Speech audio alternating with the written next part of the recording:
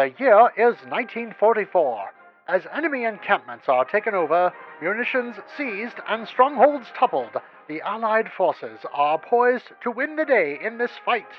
And yet, seemingly out of nowhere, the Axis of Evil unleashes new weaponry upon unsuspecting Allied troops.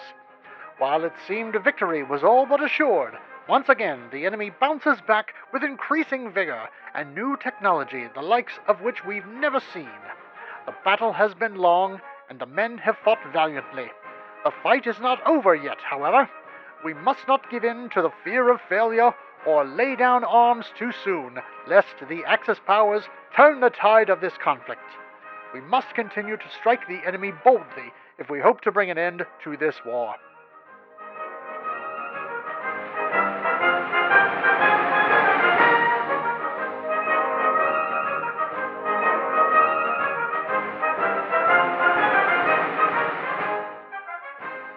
Now more than ever, we need capable pilots to take up the mantle and throw in their lot with the Army Air Guard. We are at a crucial juncture, and we can see the end of the conflict looming in the distance, but still have many hills to climb and many enemies to defeat. If you have the grit in your teeth and the courage in your heart, contact your local Capcom recruiting office today to enlist. We will face our foes and see them fall before us. We will take the fight to them head-on and not balk in the face of danger. Together, the world will see us rising up once more to fell the Axis forces and bring our boys back home. You can be an integral part of that final mission. Sign up today!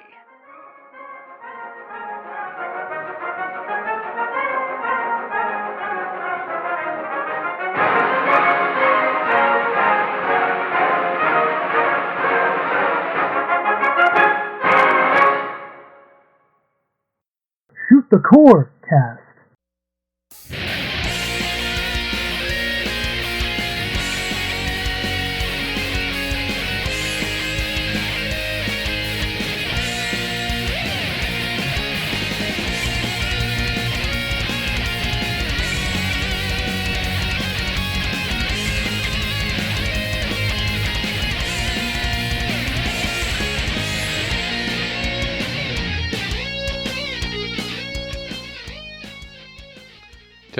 Testing, 1, 2, 3. Welcome to Shoot the Corecast, the official companion podcast to the RF Generation Shmup Club. This is a family-friendly shmup-themed podcast that's more serious about games we play than Capcom is about world history. I'm Addicted, also known as Addicted to Shmups, and with me as always, MetalFRO, also known as Game Boy Guru.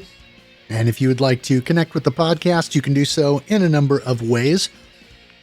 Follow us on Twitter or X at ShootCorecast. You can follow me directly at Game Boy Guru.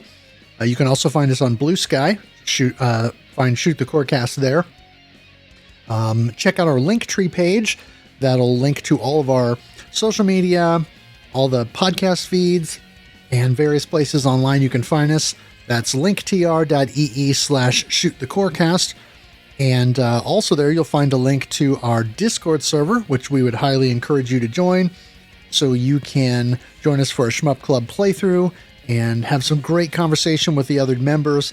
We got a nice community and a lot of fun folks that really keep that conversation going. Also, if you would, please follow, like, rate, subscribe, review, etc., the podcast on whatever your preferred platform is, so that we can do the algorithm thing, if you will. And then also follow me on Twitch, because I do stream the Shmup Club Game of the Month multiple times every month. That is twitch.tv/Guru Game Boy. sounds like a bad TikTok dance. Do the algorithm. Well, it's better than doing the Mario. Hey, you leave him out of here. Swing your hands from side to side. Yes. Everybody who grew up with that time frame has got that ingrained in their head. Yep. And for the 8 of you listening who now have that stuck in your head, you're welcome. All right. So let's move on to our focus shot, the unfocused shot, as I will call it for this month here. Roland Gunner, I have had no time to play anything outside of what the game of the month, and it started out as a good idea that we wanted to have more time to focus on stuff, but it sort of turned into more of like a burden in some ways, because it's splitting my time, what little time I have right now, between both. So next year I'm really considering whether or not we should have a focus on, maybe just move it something a little bit more into what we normally do for like the month. Like maybe we could do a dual month instead of for a game instead of doing a yearly thing, because that sort of splitting the time. I don't know. Right. Yeah, I understand. I mean, I haven't had time to play either. As you know, I spent most of September and the first part of October absolutely swamped with rehearsals and practices for the musical program that I did. And then October has been incredibly busy with life stuff and family things going on. And, it's not slowing down too much, because here we are at the end of October, and, we're going to have Halloween coming up, plus then Thanksgiving and Christmas and holidays and all that. And so it's going to be difficult to find the time. I'm going to try to force myself to, at minimum, spend some time with Overpower mode and try to, come to grips with that, so we can at least talk about that, because I haven't really done that yet. I've only really played the main mode. But I get what you're saying, and that might be something that we should put to the Discord. Hold the audience. Yeah, see what they think, if they like the idea of continuing with it. And maybe that's one of those things where, I don't know, we may have to keep it going if everybody wants to do so, but change up the format a little bit, or do something different with it, just so that we can continue to do it in a way that is respectful to the games, because I felt like I had a strong start with the game, and then about halfway through the year it started to taper off because I got busy, and I literally have not been able to get back to it for like 2.5, 3 months almost. Same here. Yeah. The first thing I gotta ask though is, now that you're done with your rehearsals and the performance, how did R-Type the musical go?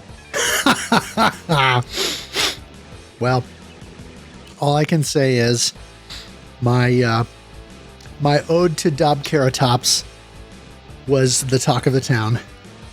Nice. Yeah, I always picture that the first stage, when you get to the big boss number there, it pops out and sings, "Hello, my baby. Hello, my honey. Hello, my ragtime gal." Oh. And to the 8 of you in the audience who understood that reference, you're welcome. R-Type the musical, the shirt. Exactly. All right. So, yeah, I mean, realistically, maybe that we take the summer celebration that has been pretty popular and put it to like a dual parter, or maybe a dual month or something, if people want to do that. But a year, it seems a little bit too long of a time frame, and things seem to drop off. And life gets in the way too, Adulting, it deserves that 1 out of 10 stars. Right. So, while I like the game, I do like playing it, it's hard to focus on that and then the game of the month and everything else dealing with life. And I assume that we're not the only people who are encountering this at this point in time. So, yeah. Thank you, everybody who is continuing to play this, and we will at least have something to talk about during the next recording. So let's get ready to Wise from the Grave and talk about the shmup news that we can use. Someone named Yuku has preserved a Japanese Kete exclusive mobile game called Mushihime Gaiden, a spin-off of Kei's famous shmup. This game plays more like a freeform Bomberman, but still wreckable as a playable character. I could just see it now. People are getting ready for 64-player Mushihime Sama Gaiden. Yeah. I thought this was interesting and certainly of interest to shmup aficionados at a minimum. Also, kind of shmup adjacent, I guess you could say, is R-Type Tactics 1 and 2 Cosmos was playable at PAX West. Little has been announced about the compilation of the two R-Type themed strategy games, but obviously the remakes have still been in the works. Obviously. The release date for Toho Makuka Sai Fantastic Danmaku Festival Trace has finally been updated to September 24th after being pushed back from its original release date. I really like these Fantastic Danmaku festivals. They're pretty good, especially when they go on sale for Steam for like $5 a piece. Yeah. And now here's the part where I tell you that I can say with some shame that while I didn't put any time into Rolling Gunner for the month, I did buy this game and had put in just like, I don't know, half an hour with it. Enough to get like 3 runs in and get an clear on easy. This game is pretty cool. Definitely worth checking out. And one that I want to return to later on normal and possibly harder difficulties. It's sort of funny that these ones are really well done, and I can always highly recommend these. When the mainline series has just been a little bit lackluster lately. Yeah, it's interesting how the main games have, at some level, fallen off. Although, with the most recent announcement, or the most recent game, I should say, was it Toho 20, I think, Fossilized Wonders, if I'm remembering that correctly. That one is supposed to be a little bit more back to basics, and nice. I think less gimmicky, so that's my understanding anyway. I wonder if he just takes English words and just runs them through, and whatever comes out, runs them through one of those randomizers, whatever comes out, he just goes with.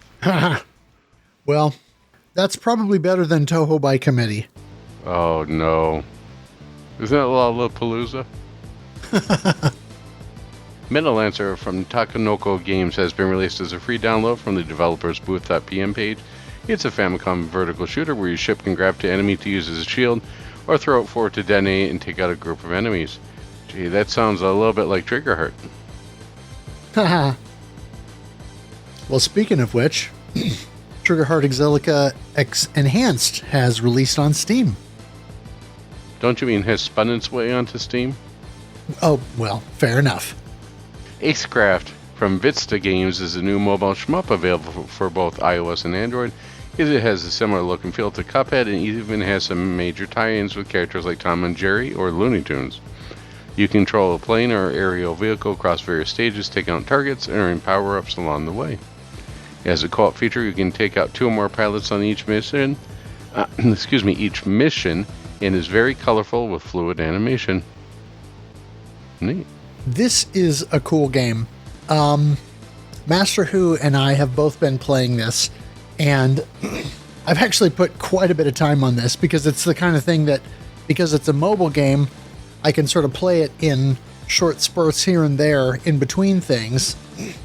And I've already managed to get, I would say, reasonably far into the campaign, and played a bunch of the side missions and things that they let you do, and generally speaking, I've had a lot of fun with it. It's definitely inspired by Cuphead, and I say that in the sense that it blatantly copies that sort of 1930s, 1940s cartoon style. The musical style is all very much influenced by the Cuphead sound, and it definitely channels that same energy. But because it's a vertical shooter and because the approach to the game is fairly unique, it's definitely not a copy other than the audiovisual aesthetic being the same thing. And so, much like how you can say that technically every spaceship shooter after Space Invaders copied Space Invaders in some way, yeah, you could say this copies Cuphead in some way, but it does enough of its own thing that it's a unique experience that stands on its own. And if you have a phone and you're not opposed to playing mobile games, this, I think, is well worth a look. I love how you use the phrase, yeah, I play it when I'm between things. You just say, yeah, I play it when I'm on the toilet. This is true. It does make a good good toilet game. It's my toilet shmup recommendation. Ah, yes. It's my toilet shmup recommendation that's not crap. It's not Kusoge. Exactly. Toho Kozogi Flicker Frame Shutter Festival is a new Toho fan game from developer Ryan Theory. You play as Aya and must photograph spell cards during enemy encounters. Which means it appears to be inspired by the official Toho series game Shoot the Bullet with its core mechanic. I shot the bullet, but I did not shoot the deputy. All right. 2 new Evercade cards are set to launch in November. Activision Collection 1 will include 15 games. Among those will be River Raid, Mega Mania, Beam Rider, and Demon Attack. Ooh. The Llamasoft collection contains 27 Jeff Minter games that really whip the llamas bleep. All right. They're across the VIC-20, C64, Spectrum, and Atari ST platforms. Many of Jeff's games are shmups or shmup adjacent, such as everyone's favorite Attack of the Mutant Camels, Grid Runner, Llamatron, and Sheep in Space. Not to be confused with Pigs in Space. So this collection will be likely of interest to fans of shooting games or STGs. Yet, I'm at the point where I'm probably just going to get a Evercade Versus system in the next 6 months. I have one of those pocket things, and it's fun for messing around with, in between things. So I think I grab an actual Versus and add it to the setup. The emulation has been getting better, and the controllers, well, the controllers are controllers. You want to use like a 8-bit controller. Right. Yeah, I've held off on going the Evercade route, but I'm tempted enough to maybe consider doing something like that soon. And yeah, probably an Evercade Versus would be the same thing for me. Mariali Love Force is a new single-stage STG in a Gradius and Salamander style, available for free download from the create2019.itch.io page. It's modeled after the first stage of Salamander and was made by the dev to celebrate the release of Salamander 3. However, it is Toho-themed and features the Marissa and Alice pairing. And it is available for Windows, Linux, and Mac. I always wonder what Vic Viper looked like without the ship. Spaceway Echo of the Galaxy is a vertical shooter in development from My General. A Steam page is up now. Xenodyne R is the next Team Greybancer Fox game that will be getting updated from Game Maker Studio to Game Maker Studio 2. A number of fixes and enhancements are planned to help rebalance the game, and a new boss rush mode is in the works as well. And there's a beta available now to try out. Shmup community member, Wolvenrain. That sounds like it could belong with like a subsidiary of Telenet, right? Like Wolf Team? Team Wolvenrain has a change.org petition out now called Operation Shmup Trigger, with a goal to get the M2 STG team to bring the Cave shooter ports to PC, and also have Atlas publish them, since they have previously published several Cave developed games early on. with enough money, it could be possible. Yeah, I think it's probably all about money. And the reason that M2's ports for Taito are on PC is probably because Taito is paying them to do it. Because they want them there. And so I suppose if there's enough interest and enough money, they would probably consider doing it. If they end up going as the route of Capcom, it's very possible. Is Capcom, majority of their sales now are all on Steam or PC. Oh, yeah. That's what's keeping that company afloat right now. Huh. Hope Chaser is an in-development vertical shooter, and a demo can be downloaded now from the 0x Primeg's itch.io page.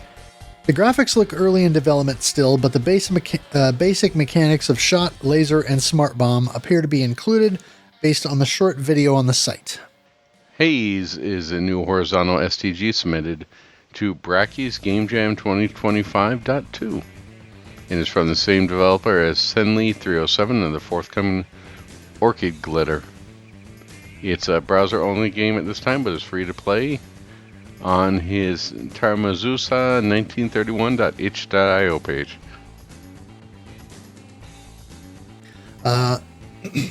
The Steam page is up for the previously announced Apidia Special release, though it lists the release date simply as 2026. Automata from Remora is out now on Steam as of September 3rd.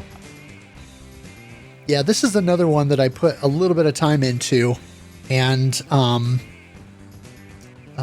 Octane, who's one of the moderators over at the Shmup Junkies Discord, he did a full stream with the game and had the dev in the chat during that time and was talking about it.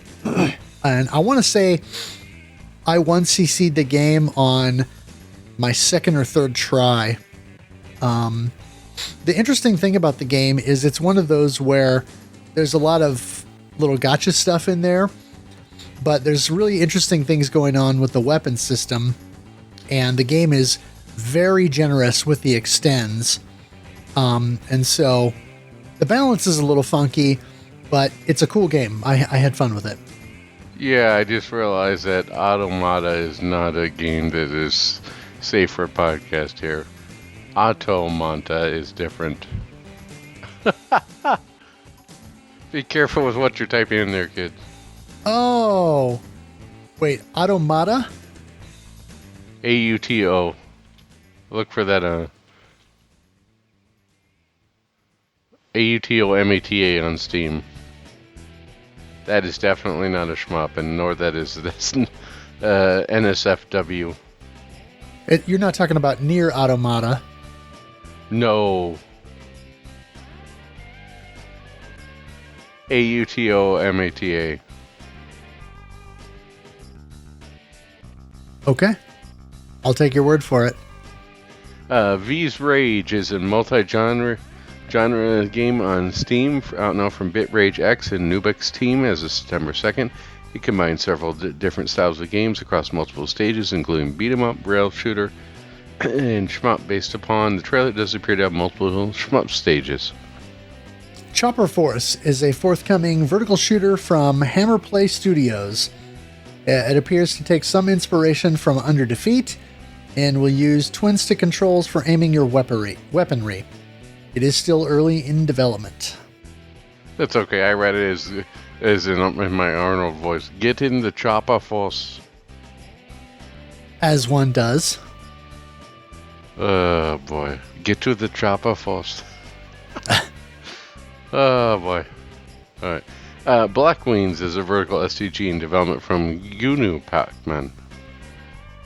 Little is known about the game at this time, but brief footage of the game shows an interesting art style, and that game will give the ability to charge up a barrier by taking out weak enemies that you can get through larger Danmaku patterns.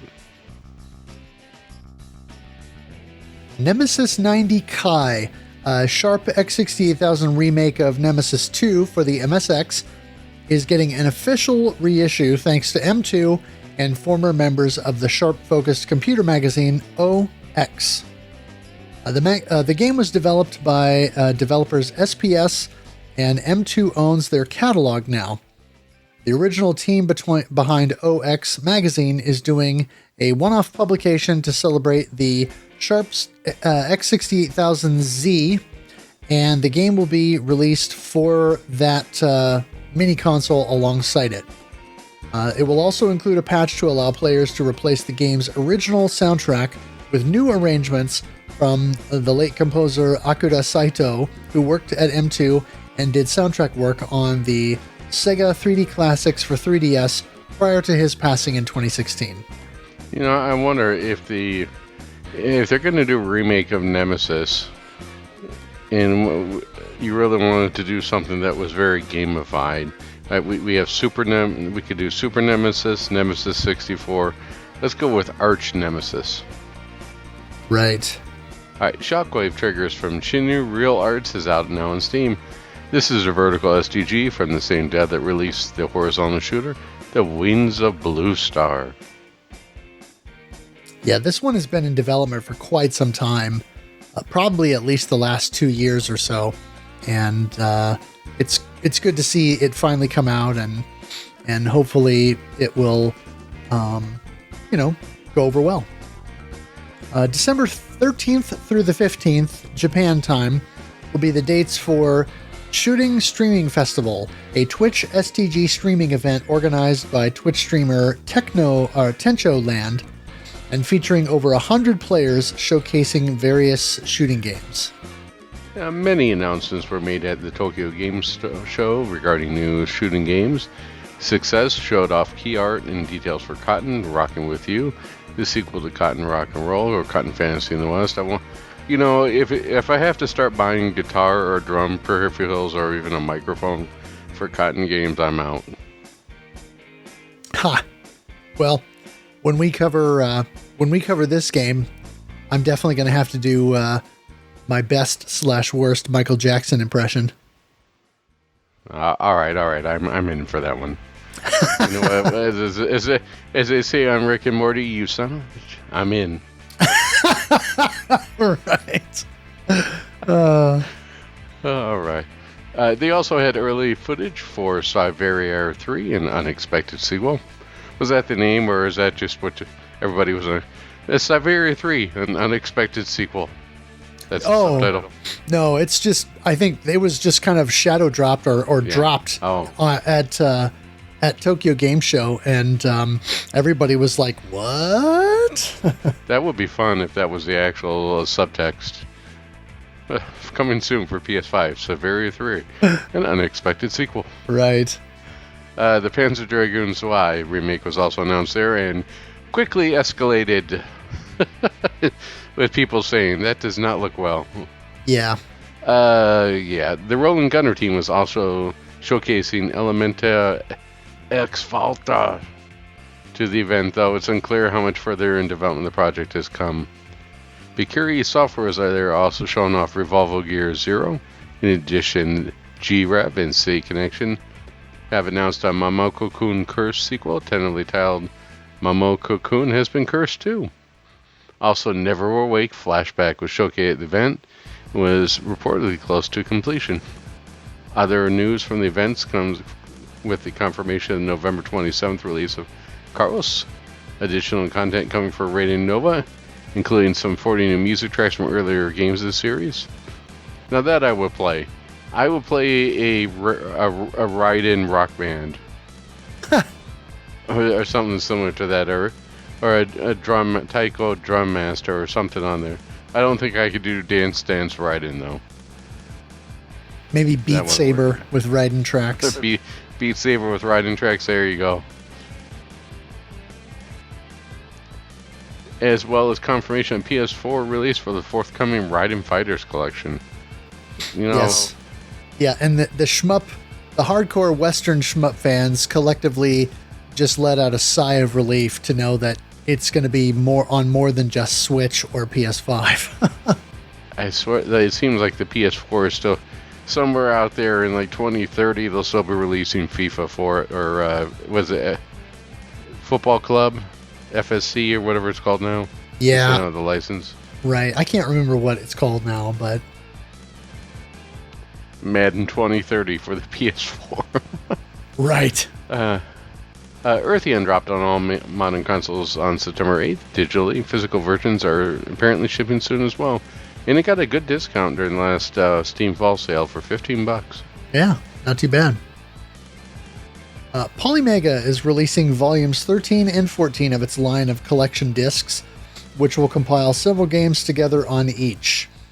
Volume 13 will be the Sengoku Blade collection, pulling together Sengoku Aces, Tengai, also known as Sengoku Blade, and Dragon Blaze, all from Saikyo. This release will also contain Jellico arcade shmup Saint Dragon and the unreleased arcade shooter Chimera Beast. Volume 14 is mostly action games, though Saikyo's Soul Divide will be included. White Ninja Studio announced a few weeks ago that another update demo for Arena Genesis Metal Fury will be available soon. There's been no further update on the developer's Discord or on social media. Yeah, I've kind of been looking forward to this and hoping that that we would hear more, because they were still targeting the end of this year to try and get the game out, but I don't know if they've secured a publisher yet for the physical game, because the original publisher that they were working with for the Kickstarter campaign backed out. So we'll see how that pans out. Cosmomachia has announced the release of Shikigami no Shiro 3 for Nintendo Switch, slated for a Japanese launch in April 2026. The game is already available on Steam. No physical has been announced yet, but it is likely since the previous game was given the physical treatment. They've also launched a crowdfunding campaign in Japan to produce a box set containing all 3 Shikigami no Shiro games. The first game has not yet been ported to Switch, so this would be the first time that has happened, though it did get a PC update some while ago. Yuru Kill. The Calumation Games has received a stealth digital release on Xbox platform as of September 10th.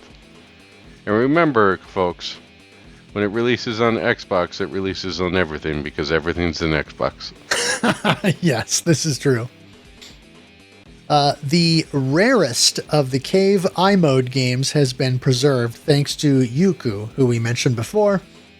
Doronpachi Daiojo DX Reko version is a competition version of the iMode DDP DOJ release, but was only available for 1 day.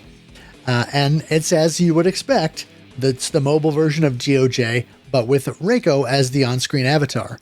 And from the footage I saw, it looks like you're playing as Reiko with the M-type shot and I'm trying to remember, you have either the follow options or the options that line up on either side of you.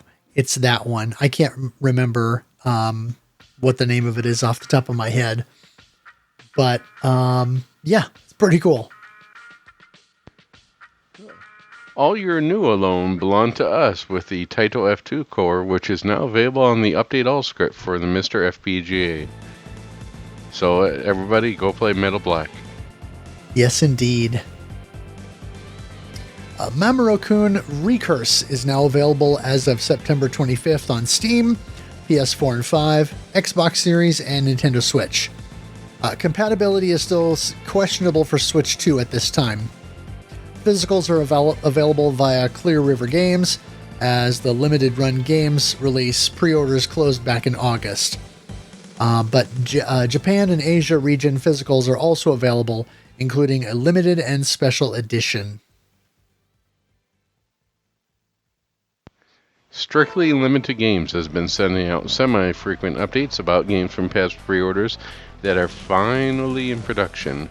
According to recent messages, Steel Empire begins shipping October 9th, and the Dystopia and Mechanics bundle is supposed to begin shipping on October 22nd. No word yet on Ray's Arcade Chronology releases. They also report on the physical release of Rainbow Cotton is now in production. I will believe this when they show up in my mailbox. But since I pre-ordered both Steel Empire Chronicles and the Desitopia Mecharitz bundle, I would be very happy to see this happen, because as we've discussed in the past, while Strictly Limited sometimes takes way too long to get their games out, it is always a quality product once it's in your hands. Just like the podcast. Oh, zing. But seriously, I would like to see Strictly Limited have some kind of redemption arc here, because prior to this whole debacle with them taking forever to get this stuff out, honestly, they were doing a relatively good job of helping give us some of the higher quality shmup releases in physical form, and especially for nerds like myself, giving us the larger limited and special editions. So, as I said, I'll believe it when the items are in my mailbox. But otherwise, the only thing I have to say is, give us Ray's Arcade Chronology, you cowards. I'm just wondering if I actually have to pay a tariff by the time this thing gets to me. Well, hopefully not. Sting has announced Baroque Ya for Nintendo Switch, set to release in Japan on December 9th. This is a collection of Baroque-related mini-games, including Baroque Shooting Reversed, a shmup that is set in the Baroque universe. It is definitely Baroque. Yep. So this feels like something that we would see for like a Clay Fighter revival, doesn't it? Clay Fighter Reclayed. Right. It really sounds like it'd be something that you get like a downloadable game, or that's sold through limited runs. Here we go. We're reproducing Clay Fighter 63 and a third, and we're going to call it Clay Fighter 63 and Clay Fighter Reclayed 63 and a third. There we go. All right. Platypus Reclayed has released on Steam and all major console platforms as of September 18th. Yeah, I own the original PSP version of this, and I remember having fun with it back in the day. I did pick this up. I did play it for a little bit, and I'll tell you what, they truly did fully remake this game. The visuals are an insane upgrade. This game looks amazing in 4K. It really does look like you are playing a claymation animation. So it's pretty slick. Does it have the California Raisins as DLC? That would be fun, but probably not. Oh, I heard it through the grapevine. Yes. Yeah, all right. Astro Fighters 2 is a forthcoming 16:9 vertical shooter from developer Paul O'Connor. It's currently slated for March 26th release, though the demo is available on Steam to try now. I almost read that as Aero Fighters, darn it. Yes. 16:9 vertical, as Mark would say, the devil's aspect ratio. Jeez. You know, I hate to say it, but he sounds like he is right, because I have yet to find that aspect ratio work properly. Yeah. I think you can make it work. Just that other than maybe Jamestown, which I think works in that aspect ratio because it's geared toward multiplayer, I don't think very many developers have got it right yet. Yeah. And then you get the real masochists who decide to just go for it and then use a ultra-wide monitor with it. Yeah. Nexus Storm from FX Gen Studio is listed as coming soon on Steam and is a horizontal shooter with chunky voxel graphics. The developer claims inspiration from Battle Squadron, R-Type, and Sanction, among other shooters.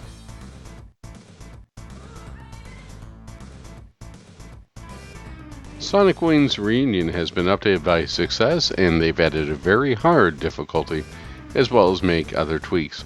Was this game received as being or reputation as being too easy? From the hardcore players, yes, and I think it was also, I think people felt it wasn't balanced well, and also that it didn't look great. That's not exactly high praise. We fixed the issues with our game. What'd you fix? Almost everything. Right. Wellkeeper is a forthcoming vertical shooter from Corporate Potato, currently slated for a Q1 2026 release. You control a mouse who can wield the power of lightning, and you defend your home by flapping back and forth to command the lightning attacks. I think you had me at Corporate Potato. Ah. That I'll add that there. That's my name in Discord at work, Corporate Potato. Also, you control a mouse. So, okay, tell me about your idea for the game. You control a mouse who shoots lightning, and you defend your home by flapping back and forth. Right. Only can that make sense in video games. Yeah. Episode 140 of the Video Game History Foundation podcast is discussion with Cinemax. Not to be confused with Skinemax. Totally different age group there. Who made a documentary about the arcade classics, Sinistar. The documentary is called Resurrecting Sinistar, a cyber archaeology documentary. There are developer interviews and intend to help provide insight into this unique shooting game. I hunger. Yes. Yes. Art Strikers is a horizontal shoot-'em-up in development by Friendly Fire Software. A demo was made available at the Sage 2025 event. It is a colorful, horizontal shoot-'em-up that sees your character riding atop a paint palette and using her brush to throw paint at enemies, as well as drawing or painting on screen to create special attacks. The Sage 2025 demo is available to download from the Sonic Fan Games HQ page, and the Steam page is up now to wishlist. So is this versus Paint versus MS Paint? No, it's just, I don't know, it's just kind of a neat looking game. I mean, I get it. If they have Excel World Championships, you can gamify anything. First person to draw a smiley face wins. Right. Bonus points if you turn it into NFT. Oh, jeez. Oh, jeez. The re-release of Milestone Vertical Shooter is now confirmed for November 27th, 2025 in Japan, according to a 4Gamer article. Though the PC release date has yet to be determined, 4Gamer featured an interview with developers from RS34, which were formerly Milestone, who worked on the game as well. Physical versions of the game will be available in Japan, though no Western publisher has picked up the game as of yet. Well, I'm pretty certain somebody's going to pick this up, whether it be City Connection, Limited Run, Limited Demand Games. There's tons of them.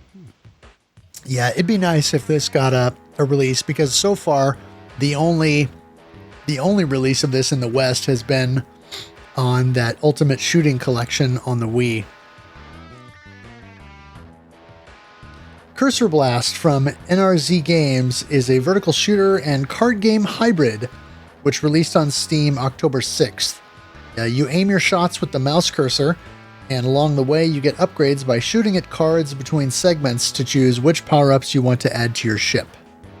An Easter egg has been found in Earthbound where hold down A+C+ start at the beginning of Stage 6. The music will switch to the track called Space Fight 2024, which is an unused song from ActRaiser, a game from me, which Yuzo Koshiro also composed. Indie shooter Birdcage is coming to consoles in early 2026 to be published by East Asia Soft. A demo is now available to try on the game's Steam page, and the Steam release is set for November 18th. East Asia Soft will also be digitally publishing a couple of other SCG soon, including Soldner X Himmelstürmer, which launched on October 3rd for Nintendo Switch. And this version will be included with the Soldner X collection that's now supposed to ship in early 2026. Shieldmaid MX is still set for a late 2025 digital release on all major console platforms, with physical pre-orders still available, though no ship date is set. They'll also be publishing Twilight Parade Moonlit Mononoke on all major console platforms, and the game is slated for a fall 2025 release. As of now, I want to say it is still not out yet. Let me double check here. I know it makes you wonder, what is it with shmups in German? Like, is there some committee out there that says you have to have at least one out of every 5 shmups have some German? It doesn't have enough German wordage and verbiage in the title. Right. Yeah, November 5th is the release date now for Steam for Twilight Parade Moonlit Mononoke, and I did play the demo of that, which is just the one stage, but that's pretty slick. So that'll be interesting. Horizontal Danmaku.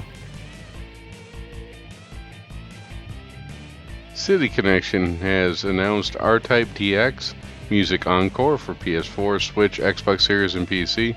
Set to launch this winter, is essentially a port of the Game Boy Color version of R-Type DX, with the added bonus of having each stage having individual music tracks instead of frequent repeats of songs and stages, due to limitations of the cart size on the game's initial release. Additional features include scans of original packaging and flyers, as well as a rewind option, quick save and load, a toggle for auto fire, a full power up at start, as well as music encore feature. Music in this version has been arranged by Wasi303, and I hear it's also going to feature music by you. Right? That's what you were doing, R-Type the Musical.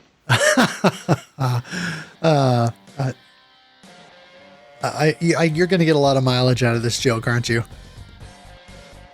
Try and get as much as I can of everything. Now, where's the Tex-Mexium? Yeah, I think we mentioned this actually during the very first episode of the podcast, or was it the first episode or the second episode where we covered R-Type? I think it was the first one. Geez, I don't remember now, but the Game Boy version of R-Type originally only had, I think, 4 music tracks. The title screen music, 2 stage themes, and then a boss theme. And so the 2 stage themes just alternated back and forth between the different levels. And the same thing happened with R-Type 2 on the Game Boy. And for whatever reason, even though they updated the game to have color for the R-Type DX release, they didn't actually flesh it out with more tracks. So it's interesting that they're going back and sort of doing this improvement of it. I'm not sold on this idea yet, but being the shmup completist that I am, I'll probably grab it because I assume it'll still be worth having, even though I still have my original copy of it on Game Boy Color. Xenon Force AE has been announced for PS5, Switch, and PC. This is a redux of the previously released Xenon Force, which was an 8-bit style vertical shooter for PC and Switch. This updated release from Pixel will update the graphics and music to a more 16-bit arcade style, as well as adding new content and a new FM soundtrack from the original game's composer, Yasuhiro Inazawa. Strato Freaks DX is a forthcoming Q-em-up from Team Almanac. No release date has been set. The Steam page is up to wish list. Yeah, and I want to say that I think the demo is out. Let me double check here because there was some... Yeah, the demo is out, and there was some discussion on one of the Discords that there's a prominent Japanese player who was streaming it and really playing well or what have you. So anyway, looks fun. It's kind of a cute 'em up. Yuzo Koshiro has confirmed that the Genesis and Mega Drive version of Eartheon will be released in multiple languages, including Japanese, English, Portuguese, and Spanish. Oh boy, here we go. Toho, the unreachable Onio Border from developer Real Border is a forthcoming Toho fan game that claims to be beginner-friendly introduction to the genre. No release date is set, but a download is available to try. Well, as long as you can pronounce it, that is. Right, yeah. I'm not even totally sure how you would say that.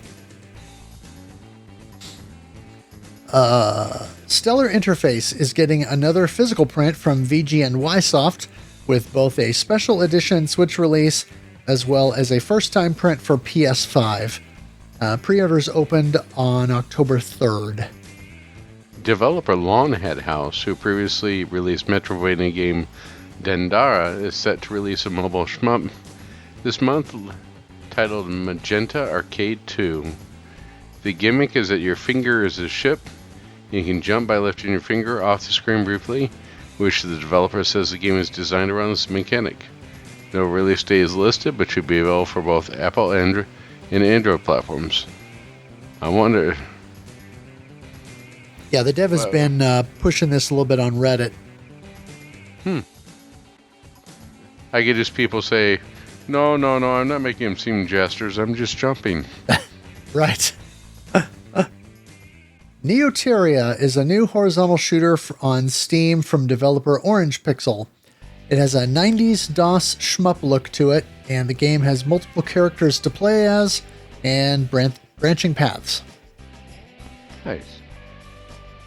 Nubina Construct is a shooter from developer Scout Spark, and the Steam page is up to wish list now. It's listed as coming soon, and the Steam page says the game has dynamic shifts between vertical and horizontal views. It also appears to take some inspiration from Ikaruga to a polarity-based shield. When people say dynamic shifts between vertical and horizontal, all I think of is that battle pod for Star Wars, which is more like being stuck in as a washing machine. That has dramatic shifts from vertical to horizontal. It almost made me lose my lunch. Right. Clear River Games has announced a physical edition of R-Type Delta HD Boosted for Switch and PS5, and the game is already listed as, or is actually already up for pre-order on Limited Run Games site as well. It is likely that Super Deluxe Game will be handling a physical for the Japan region also. I think that was on the box. May cause a limited addiction. Holy Justice Galaxy Outcast is a new vertical shooter from Big Button Company that is set to release on December 2nd on Steam. It's a roguelike that appears to have mouse controls and an extensive upgrade system.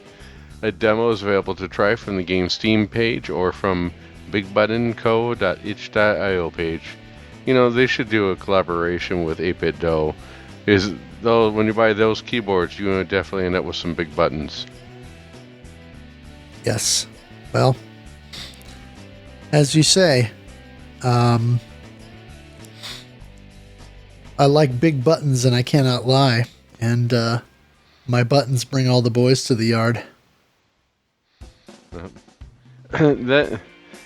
That would be fun. We should just see if we can get you one of those big buttons for big button keyboard, and you can just label yours the big bomb button. Every time you have to bomb, you just smash down on it. Yep.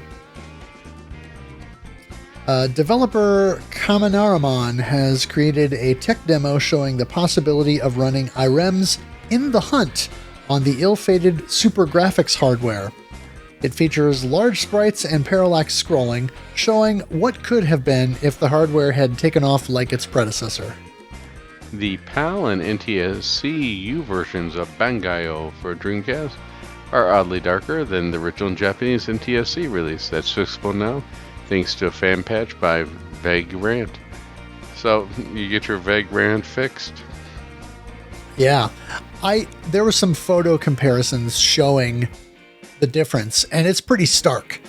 So this is cool to see, and if we do cover this game at some point, I will I will have to make sure that I grab that patch because the brightness will definitely be nice.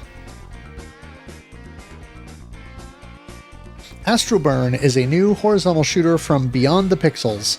Released on September 30th on Steam, this sees you piloting a spacecraft by a cat astronaut with your trusty robot sidekick along for the ride. And a demo is available to try for free. Let's hope it doesn't turn into a catastrophe. Ha ha. There's our bad joke of the episode. Done. All right. 1 down, 99 to go. Yes. Astro Dogs is a rail shooter that combines Star Fox-style gameplay with traditional rail shooter segments. Originally released April 2021 Steam, it's now getting a physical Switch release courtesy of Limited Run Games. Yeah, and pre-orders are open through November 9th, according to the site. Shapeshooter 2000 is coming to the Jaguar thanks to Songbird Productions. Slated for a 2026 release, this is an arena shooter with a 2.5D view and polygon graphics. Think a less sophisticated visual take on the Starfighter Sandvane idea. Steel Abyss by Angus McDread is a new horizontal submarine shooter available free to play in the browser, or you can download from angusmcdread.itch.io page. And you can face your sub left or right, fire torpedoes and rockets upward, or drop bombs on enemies. The latest Arcade Archives release is Batlantis, a 1987 single-screen shooter from Konami that plays like a medieval take on the Space Invaders formula. This one looks cool. Zack Strong EX Plus is a new vertical Danmaku shooter from developer Ruok and publisher NBC Entertainment. Released on Steam on October 3rd, it's a 5-stage game where you play as Sammy stuck inside his childhood dreams. This set includes many classic arcade and computer references, and the game has both normal and hard difficulties, as well as a boss rush. It's available from the rock2000.itch.io page. Yeah, it's actually pronounced RUOK, and I only know that because I asked the developer in the Shmup Junkies Discord for reference. But I picked this one up and I played it for a little bit. It's definitely a difficult game, so if you're a Danmaku fan who likes a challenge, definitely give this one a look. But the bonus stage is kind of fun because it literally looks like an Atari ST desktop that you're moving your character back and forth on and collecting various items that appear to be like icons that you would see in the game or on the computer. But it's a neat game which has some cool ideas. I just haven't quite wrapped my head around it yet. Is his next game going to be called Annie, Are You Okay? Yeah. You've been hit by. Alright. Pond Guardian is a new vertical shooter from Something Snoopy. Alright. Is Name Your Own Price from the developer's itch.io page. The game features art from Poppy La Plug and music from Barry Topping. It's a Danmaku with an insect theme. A system in place to allow you to deflect some new enemy attacks. Yeah. You know, Pond Guardian sounds pretty good. It reminds me that there really isn't too much. I mean, we have Mushi and Fitari, but there really isn't a lot of insect shmups that where, well, I guess Yara's Revenge can count. Yeah, but it's a minority. Yeah, and there's also Space Moth. But yeah, this one it's very difficult, but it's also very short. It's only about the equivalent of 2 stages long. I was banging my head against the wall with it because I picked it up, and I put a little bit of time into it, and I managed to reach the final boss, but I could never quite beat it. I got to the third and final attack phase and whittled down its health bar, but I never did beat it. So this is one I'll have to go back to and try to get that 1cc. But yeah, interesting little game. A new issue of the Shmup Life webzine is out now from author Marty DYR, and that's LYF for Shmup Life. It's available in PDF form from the Marty-DYR itch.io page, and it's a focus on doujin shooters, covering quite a few this time around. I can make a hard knock life joke, but I'm not going to for this one, so let's move on. Yeah. Social media user Turbo X-Ray has released a patch for the TurboGrafx port of R-Type that restores the full sprite line bandwidth, which was changed in the PC Engine version, as well as altering the horizontal resolution to 368 pixels wide, resulting in a 368 by 224 resolution.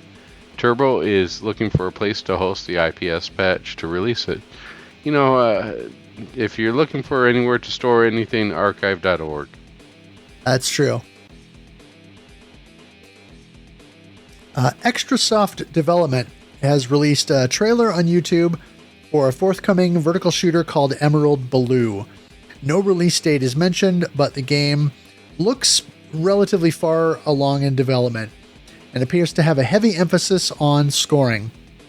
There is also a demo available at the Extrasoft-development itch.io page, but early builds of the game do not have controller support yet, which I found out and subsequently set up Joy to Key so that I could play with it. This is very difficult. If you are a Danmaku masochist and you like really hard games, go for this. But it's cool, and I would say if I can get to where I can wrap my head around it, then this will be one to watch. It has a sword mechanic that I haven't quite figured out, but it's got some interesting ideas. I'm something of a Don masochist myself. Yes. Stellar Nemesis is a horizontal shooting game that was released on October 2nd on Steam from Per Run Game Studio. It appears to have a number of particle effects from the visuals and a retro-style electronic soundtrack. Atari and developer Plyon have signed a multi-game deal with Toaplan to continue to port Toaplan games to the Atari 2600 Plus and Atari 7800 Plus consoles with the success of the recent Tiger Heli port. This was confirmed by Plyon via the Atari Age forums. That's pretty cool.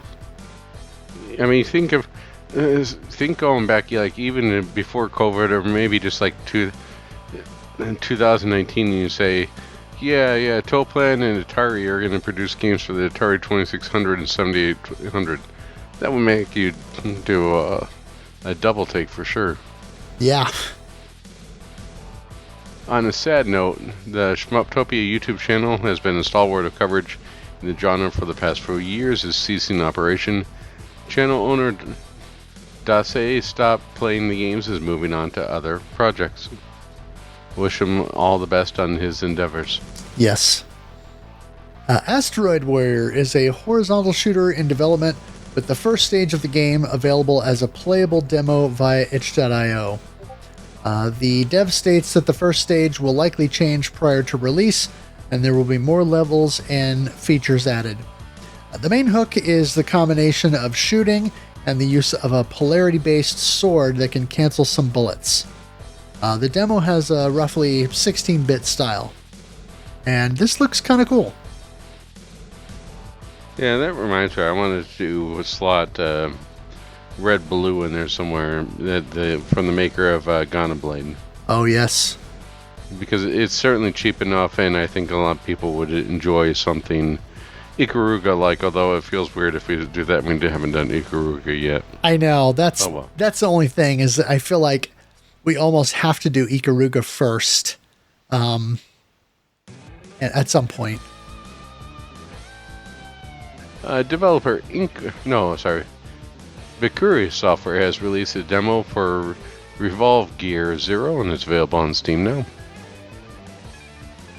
Developer Inkbox created a video detailing a process of programming a game in assembly language, which is how, of course, most console games were programmed in the early days.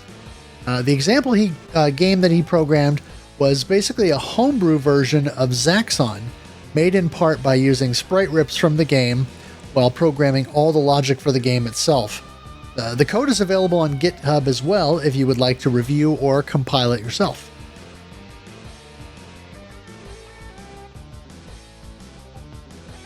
And if you're a coding person, watch the video. It's pretty interesting stuff. Zaxxon, Zaxoff. Toma Game Studio has announced that a pair of its shmups, Hexapoda and I Got Isekai'd into a shmup, will be coming to the PlayStation platform soon. Gazar is a forthcoming vertical shooter from Arena Entertainment.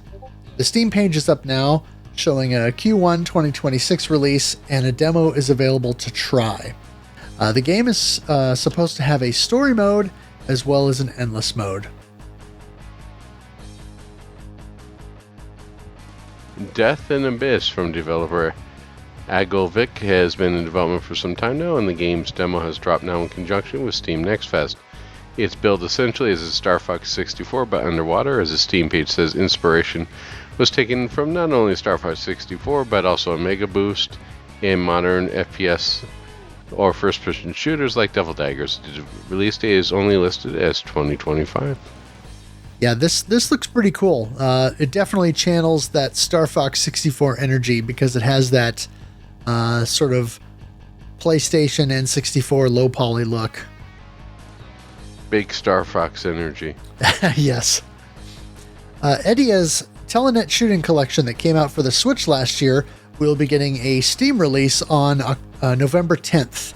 To recap, this is the collection that includes the Granada and Gyrus from the Genesis, as well as Avenger and Psychic Storm from the PC Engine. The Steam release will include achievements, control customization, and then various screen filter options. Mullet sold separately as DLC.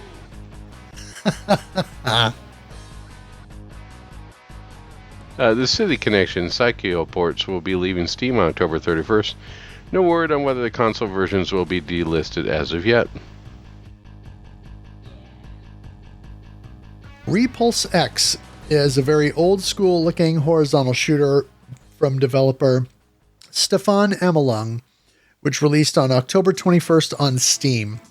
It starts with a very basic black and white graphical look that will improve over time as you upgrade your ship and get further into the game.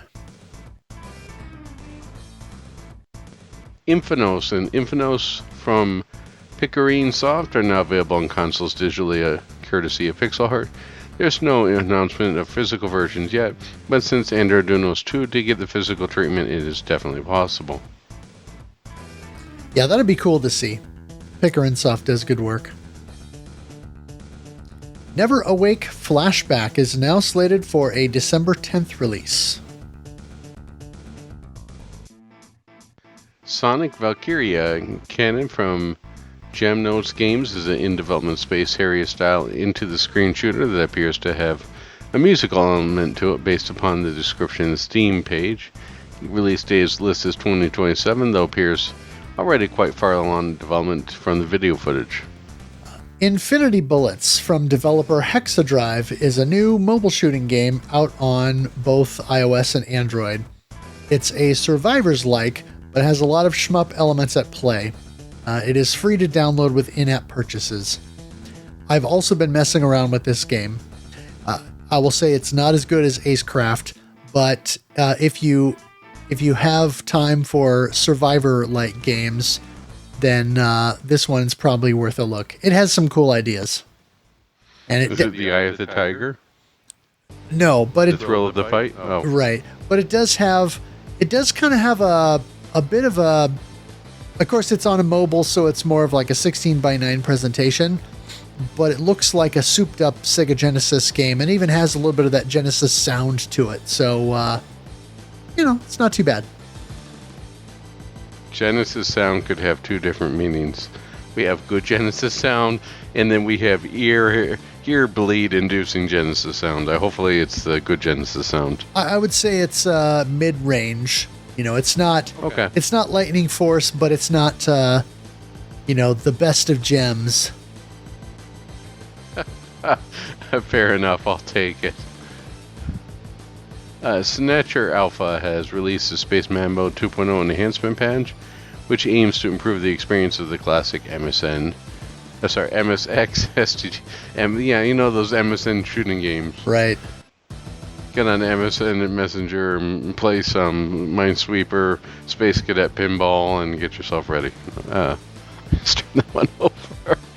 Snatcher Alpha has released the Space Mambo 2.0 enhancement patch, which aims to improve the experience from the classic MSX shmup.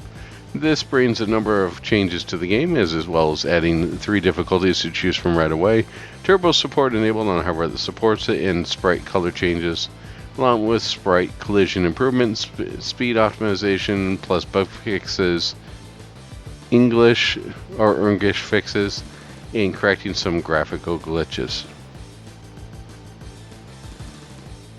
And now in sequel news that no one expected or asked for, CandyPro and Happysoft have announced Hong Kong 2097, a sequel to the infamous meme game Hong Kong 97.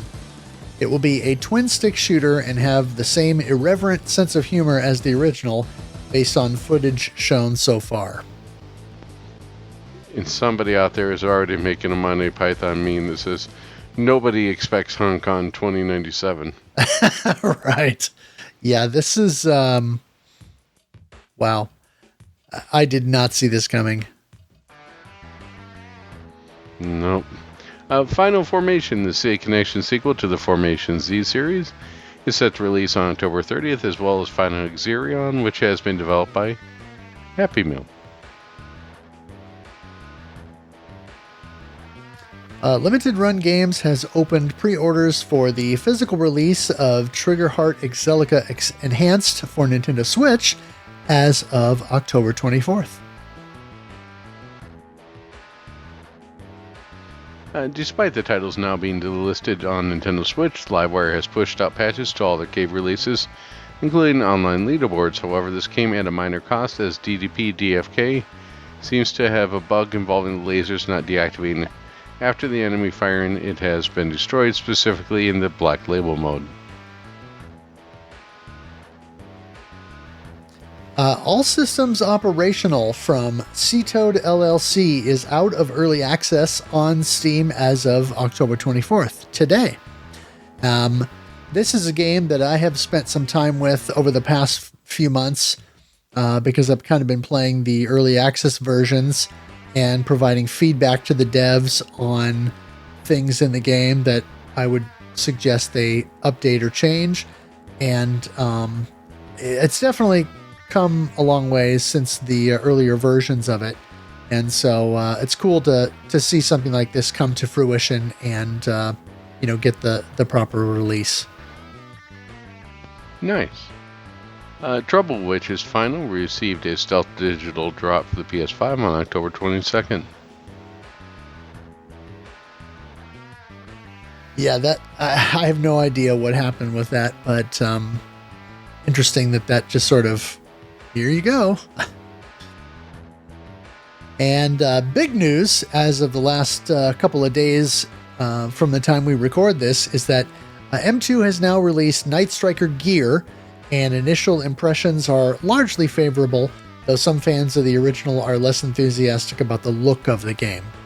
But I think overall, folks are enjoying it. And that was 6 months of news you can use. Almost. Alright, so let's move on to the game that we played 6 months ago and August of 2025, 1944. And the people who played the game with us during that time frame are Scourge, Master Who, Eat Electric Death, Hyperdread, Pony Trigon, Delta Mudkip, Corkman 77, the International House of Zebras, and Tetraphobia. So, 1944 The Loop Master is the final game in Capcom's 19XX series of games, following their previous entry, 19XX, The War Against Destiny, in 1995. It released in 2000 on Capcom CPS2 hardware. Unlike previous games, Capcom farmed out development of the game to Rising, who are well known for various high-quality SCG or shooting games, among them titles such as Battle Gurega, Mahou Daisaku Sen Trilogy, Sokyo Gurentai, and Brave Blade, among others. No further 19XX titles were made until 2008, when Capcom contracted Backbone Entertainment to develop 1942 Joint Strike for PS3 and 360. Despite the name, it's not related to 1942 directly. It only takes elements from previous games in the series, as well as part of the gameplay. While 19XX veered off another direction in terms of story, this entry finds us back into the familiar trappings of World War II, though taking on a fictional armed force instead of the Imperial Japanese Navy. You know, I never saw actually a story for this in-game when I was playing it. Maybe I was missing something. But after credits, nothing. Before credits, nothing. Just, here's some blues, here's a ship, go shoot. Yeah, I'm not sure that there actually is much of a story. 1944 takes elements from previous entries and mixes them together to create a bit of pastiche from the 19XX series overall in terms of gameplay elements and mechanics. Unlike previous entries where at least some of the bosses were based upon real military vehicle installations, all boss encounters in 1944 are original to the game, yes, including the second level boss, which I'll talk about later on. I like to lovingly call him the Pinwheel boss. Yeah. 1944, the Loop Master is presented in a 4x3 or vertical aspect ratio. Mark MSX his ears are starting to burn every time we say vertical aspect ratio. And aside from console ports of earlier titles, this is the only mainline game in the series to be developed in this manner. Yeah, it's weird. It's got a vertical aspect, a horizontal monitor, but a vertical aspect ratio. It's really weird for the time, and I can't think of any other arcade game that did this. Well, sure. I mean, yeah, it's there were several actually. Capcom, of course, published okay. Gigawing and Gigawing 2. I thought those were straight vertical. Oh, sorry, vertical. Nope. Mars Matrix was also vertical. And Sokyo Gurentai, which of course was also Rising.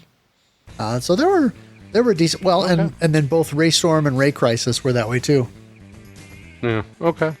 I guess if you turn on Saturn mode for Battle Gurega, it does that too. Right. That pan and scan version. Let's everyone tilt your head up to the right. Okay, down to the. Oh boy. Yeah. Okay. Well, the more you know. I just learned. No home ports of 1944 were available until Capcom released the Capcom logo joystick at home system. We have 1944 at home version, which was an emulation of several Capcom arcade titles in the twin joystick plug-and-play console called Capcom Home Arcade that released in 2019. Yeah, you don't really see that stuff anymore, do you? I think that was one of the last ones. 1944 was subsequently released in the Capcom Arcade Stadium Volume 1 collection on PC and consoles in 2021, and it was also released on the first Capcom. It's on the Evercade. It's on the portable the Evercade, the white one before they turned it into the gray version, but it is also on the first arcade 1-up, the Capcom one. Oh, that's right. Yep. Not a good way to play it, by the way. Keep to the arcade or other things. So, on the year 1944 AD, the world was in the midst of a big war. As a decisive battle weapon and a huge group of ships trying to reach the pole of completion, the fate of the encounter of the aircraft, which had been poised for rapid changes as new weapons, dyed the Pacific Ocean red with flames. Here, far away where the battles took place, were men fascinated by these weapons. The souls kept fighting, seeking it for a naval battlefield in the Southern Ocean, but ended lost forever. Diving into this permanent battlefield, two brave men bring the ultimate conclusion. P-38 Lightning and Zero Fighter. When silver wings slice through the air and draw an arc, the scarlet color over the sunset is reflected in the Grand Cross, leaving an empty void behind. This seems like someone's poetry that went in the wrong direction. Oh boy, what a mess. In a world filled with the mist of big war, two souls still burn. I don't know. It's just like, I get it, but I think I would have preferred to just forgo the story. Like, here's a ship, go shoot stuff. Right. The interesting thing about this is that the first player is always the P-38 Lightning, and the second player is always the Zero Fighter. Right. Yeah. It was the same thing with 1941, where the player one was the P-38, and then player two was I can't remember the other ship, but the other plane, but player two was a different one. Yeah, 1944 distills multiple mechanics from previous games into a single package. It's a simple 2-button game with a 1-button to fire main weapon when tapped, to charge a special attack when held down, and 1 button to deploy a bomb from your stock. Similar to 1943, 1944 has a fuel system. Unlike 1943, the fuel doesn't automatically deplete over time. Instead, you lose fuel when you take hits. Also, when you take a hit, your plane will power down. Sometimes when this occurs, a power-up icon will dart around the screen rapidly, allowing you to pick it back up to gain at least some of your power back. The charge mechanic in 1944 is unique to the series for 3 reasons. First, you can bank charge. As you charge up the special attack, if you have to let go of the button to keep firing, your charge meter will deplete slowly, allowing you to get back in charging again a moment or two later. This is especially helpful for short breaks in the action or save up a charge for a boss fight. Second, the charge attack sees your plane rise up to a higher level above the playing field, so during the charge attack at yourself, you're completely immune to enemy attacks. Your shots will become stronger during this attack. Some enemies and ground targets will yield different items if you use a charge attack versus a regular attack. There's also a cooldown period after the charge attack completes, so while you can fire your weapon or deploy a bomb during this time, the plane will be in overheat mode, so you won't be able to begin charging until this phase is over. Yeah, if the overheat mode wasn't in there, you could really just spam the heck out of the charge mode and breeze through the game. I don't know about that. Well, if you're always charging them, so that way you're invulnerable. I mean, it certainly makes the game easier than it is otherwise. Oh, sure, I see what you're saying. Just like Excitebike, right? If your bike didn't overheat, you could just keep going on with the full throttle the entire time. That's true, yeah. Someone I follow on social media at one point referred to Excitebike as the the engine heat simulator on the NES. Yep. And I saw someone call Windows 11 Microsoft AI framework, and I think that's what I'm going to start calling it. Oh my. As with the previous games, you can gain Side Fighters in 1944, however the mechanic is different. As you destroy ground targets and certain air-based enemies, you collect gold diamonds. For each 10 gold diamonds you collect, you evoke a small yellow plane that flies down the side of the screen and circles around the edges of the screen. If you shoot down the small plane, you get a side F icon to appear. For each one you collect, you get a pair of side fighters that fight alongside you. They can be used defensively or defensively, similar to 1941. If you collect enough gold-style side F icons while you style side fighters active, you can bank additional side fighters. As they're destroyed, you'll only get new ones in their place to take those that have been killed by enemies. Each small gold diamond pickup is worth 1 gold. Large gold diamonds are worth 10 gold, and strawberries are worth 2 gold. Strawberries are worth quite a bit. The one thing I did notice that was sort of funny with the side fighters is in between a couple of the stages, you would land and your side fighter would still be there. Like one time I landed and both of my side fighters were on fire. I was sort of like, you're on fire, let's land for a second so we can get that extinguished. Oh, yeah. It's like, no, I gotta check engine light on, and the back half of my plane is on fire, but it's cool, bro. You can stock a maximum of 36 side fighters in your arsenal. Some items can only be obtained by using a charge shot in particular ground targets. For example, ground targets that yield a small gold diamond when destroyed will yield 2 if you destroy it with a charge shot. There are also specific spots in various levels where you reveal a special item when taken out with a charge shot, such as a bamboo shoot on a bridge in Stage 4 or Mobi-Chan in particular building in Stage 5. Squads of yellow planes can be shot down to reveal a shot up icon, which will increase your plane's firepower. Squads of red planes can be shot down to reveal a bomb up icon, which adds a bomb to your stock. Squads of green planes can be shot down to reveal a POW, which will give you back a small amount of fuel or health. Other items that can be found throughout the game are the Dragonfly and Cow, as seen in previous titles. If you have used up your bomb stock, you can press the bomb button to sacrifice a side fighter you have in stock as a sort of mini bomb to briefly target an enemy and clear some bullets. This entry also returned an earlier series staple with a large number of stages in game 15 in total.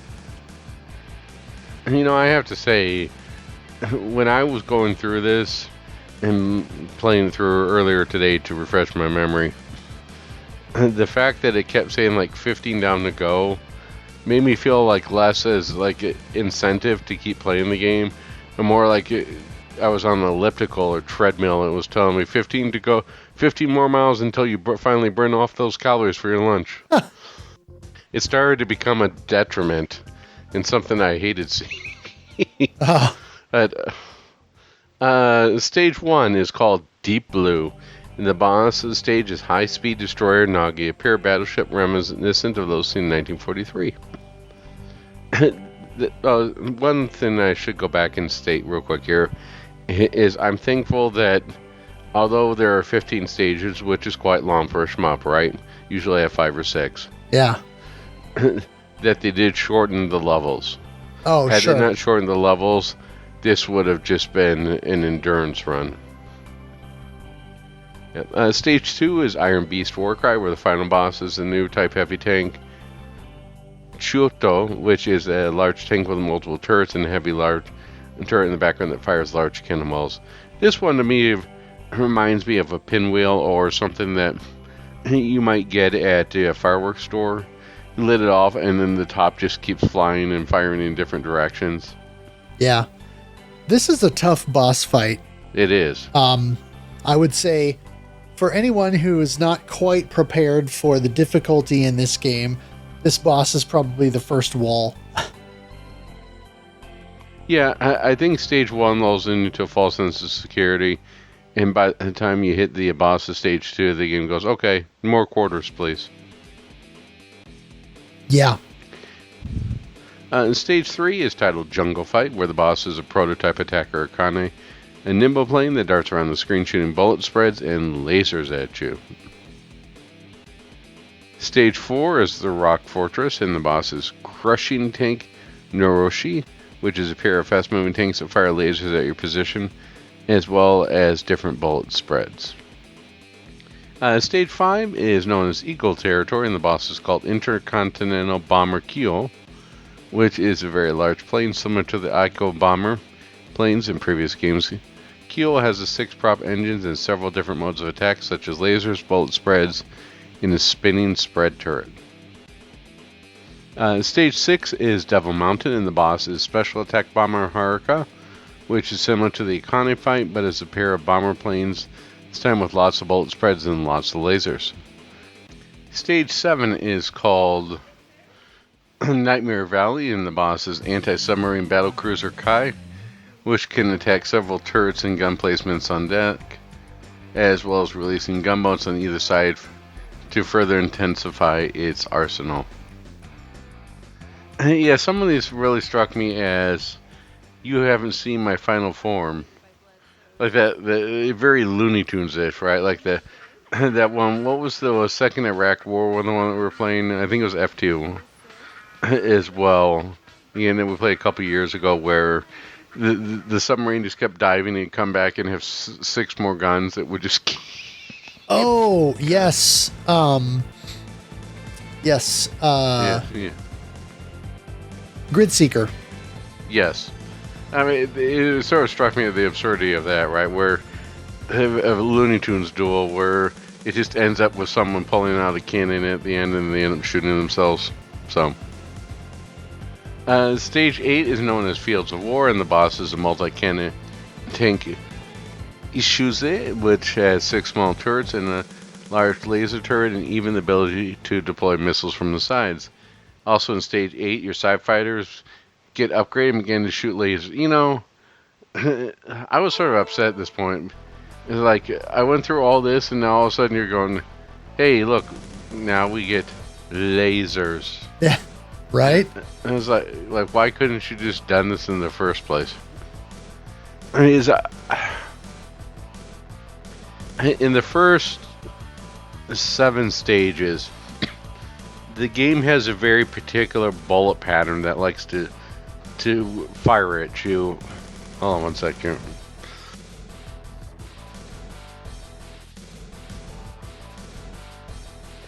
Where it's sort of like an angled out spread. You have bullets to your left coming down the line, bullets to the right coming down the line, and the bullets go in the center. And then there'll be like 1 or 2 bullets that fire off at a weird position to the left or the right to make you sort of drift towards those lines of bullets. And that pattern is repeated over and over and over again in the first 6 to 7 stages. Right? They'll get close to you, or they'll box you in a little bit, and then all of a sudden they'll fire off that pattern. Yeah. And when you get the lasers on there, you can actually do enough damage where you sort of mitigate that issue. To some degree, yes. But of course, the game ramps up still. Oh, sure. At this point in the game, just goes, hey, do you remember the wave beam from Metroid? Here we go. We've got it in this game. The one that tracks you. Yeah. Stage 9 is a Muddy Interceptor, and the boss is Middle Class Bomber Akatsuki, which is actually a pair of mid-sized bomber jets you fight simultaneously as they rain down laser fire upon you. Stage 10 is titled Storm Fortress, and this boss is a super gigantic battleship Kaijin, which, as the name implies, is a giant battleship. Unlike previous stages or games with large battleships, you tackle this one on a perpendicular fashion, moving back and forth along the side of the ship to take out multiple turrets and gun placements, as well as avoiding fire. This one was just like it felt really cartoonish at this point. Oh yeah, absolutely huge battleship. Yeah, I mean, things were ridiculous right away with the series, with the giant planes in 1942 that you would fight every few stages. But it sort of became more and more fantastical as you went along, even when there were plenty of other craft that were inspired by real life. 1941, things kind of started to go off the rails, but yeah, here it's definitely a much less grounded in reality sort of experience. I wouldn't be surprised if there was a secret level where you just fought Godzilla at the end. I mean, that's how off the rails this series gets by 1944. Yeah. Stage 11 is Oil Legion, and the boss is anti-aircraft battleship U, which has 4 cannons on each side that shoot out red boomerangs at you. Yeah, these are the wave weapons stolen from Metroid. Yeah. As well as several turrets and a large laser cannon in the back of the ship.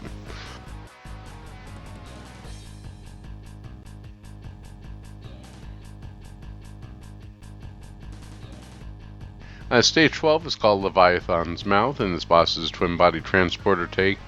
It's essentially 2 cruiser ships smushed together and kept in place by a large connecting plate that houses multiple guns, along with additional guns on either ship.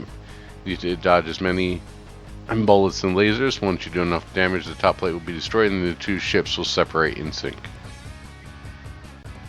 This was kind of a cool set piece, this boss, because it's, a different enough experience from the rest that it sort of sets itself apart. Yeah. Stage 13 is the Battle of Greenfield, and the boss is a gigantic fighter, Arashi, which is actually a pair of bombers. When these twin-engine planes are a culmination on the previous bombers, meaning lots of bullets and lasers to contend with all at once. Stage 14 is known as the Last Duel, and the boss is a rail tank Goku. Yeah, speaking of, you haven't seen my final form, Goku. Which the smaller tank rides and tracks on like a train. Several turrets fire bullets. The central turret fires through a laser at you, as well as gun placements on the back to fire bullet spreads. In addition, can fire homing missiles and release attack drones. Stage 15, the Bell of Triumph, and the boss moving fortress Aperturide, do you think? I suppose, yeah. Stage 15 is the Bell of Triumph, and the boss is moving fortress Aperturide, which is large enough to take up multiple screens of real estate. The large boss has multiple laser cannons and guns at the front that must be destroyed to progress to other areas of the boss. The many attacks that you have faced up to this point, such as aimed lasers, homing boomerang shots, and bullet spreads, all accompanied by various flying aircraft spawning in the fight. This is the only boss of the game that will not time out, so regardless of how long it takes to defeat, it will not retreat, and it freaking regenerates, which is really annoying. Yeah, this is a tough fight, and I've watched some runs of this where it is definitely a lengthy and, what's the word I'm looking for, like multi-faceted fight. Laborious. That's a good way to put it. Shifting gears here a little bit, talking about the graphics. It's not as bright as its predecessor, 19XX, but 1944 is still a very colorful and vibrant game. In some ways, it feels like a continuation of some ideas from 1941, as far as the look of the game, though with a focus on low flying and engaging mostly with ground targets and other low-flying aircraft. There is a lot of visual interest in the stages, with buildings to destroy, turrets to take out, and a lot of foliage in some areas. The game uses a number of pre-rendered sprite assets, as was typical for this era of arcade game, or what's the meme? As was the style at the time. The animation is solid, with the roll maneuver when bombing looking possibly the best in the series due to the use of scaling. The quick ascent of your plane when using the charge attack and the dramatic effect of your fire raining down on enemy targets adds more visual interest at times. Enemy fire is generally easy to pick out of the milieu, though when the screen gets quite busy, it is possible for enemy bullets to get lost in the visual noise. And as far as boss designs are interesting, as each has multiple destructible parts to take out, as well as a core target to damage to actually take the boss down. Bosses are almost all large, imposing, and intricately detailed. Any other thoughts on the graphics? Yeah, I mean, the graphics are certainly of their time, as you say, as was the style of the time. I think that they were well done, and they do well enough to draw people in. Particularly the parachuting person was pretty nice to see. That was something that hadn't been done before. Right. And although it wasn't as colorful, it drew me in. The one thing that kept drawing in the back of my mind, and it kept drawing parallels to, was Raiden Fighter series. And this game looks like it takes a lot of inspiration from Raiden Fighters. And I'll explain my thoughts on this later, but I mean, graphically, I think it's one of its best that the series has been. Does it match? Is it probably a little bit too much for, as it aged a little not as well as the other stuff? Yes, but it's certainly enough that you could probably draw in just by the graphics alone. Yeah. Now, talking about the sound, as one might expect, the sound effects in the game are frequently loud and brash, fitting a military theme with many vehicles, turrets, and aircraft all attempting to take you down. Now, inexplicably, the soundtrack for 1944 is a big departure from the music in the previous entries in the series, opting for what I would describe as almost a bar band kind of sound. The music here is rife with blues rock and hard rock tropes, often sounding like subtle and not so subtle nods to famous tracks. Notably, the Stage 4 music sounds suspiciously like ZZ Top's La Grange song, and the Stage 12 theme's main guitar riff bears more than a passing resemblance to the main riff of When I Come Around by Green Day. The Stage 13 theme also has a major Rolling Stones feel as well. Several tracks rely heavily upon guitar instrumentation as their basis. Again, a big departure from the much more traditional chiptune music the series had been known for up to that point.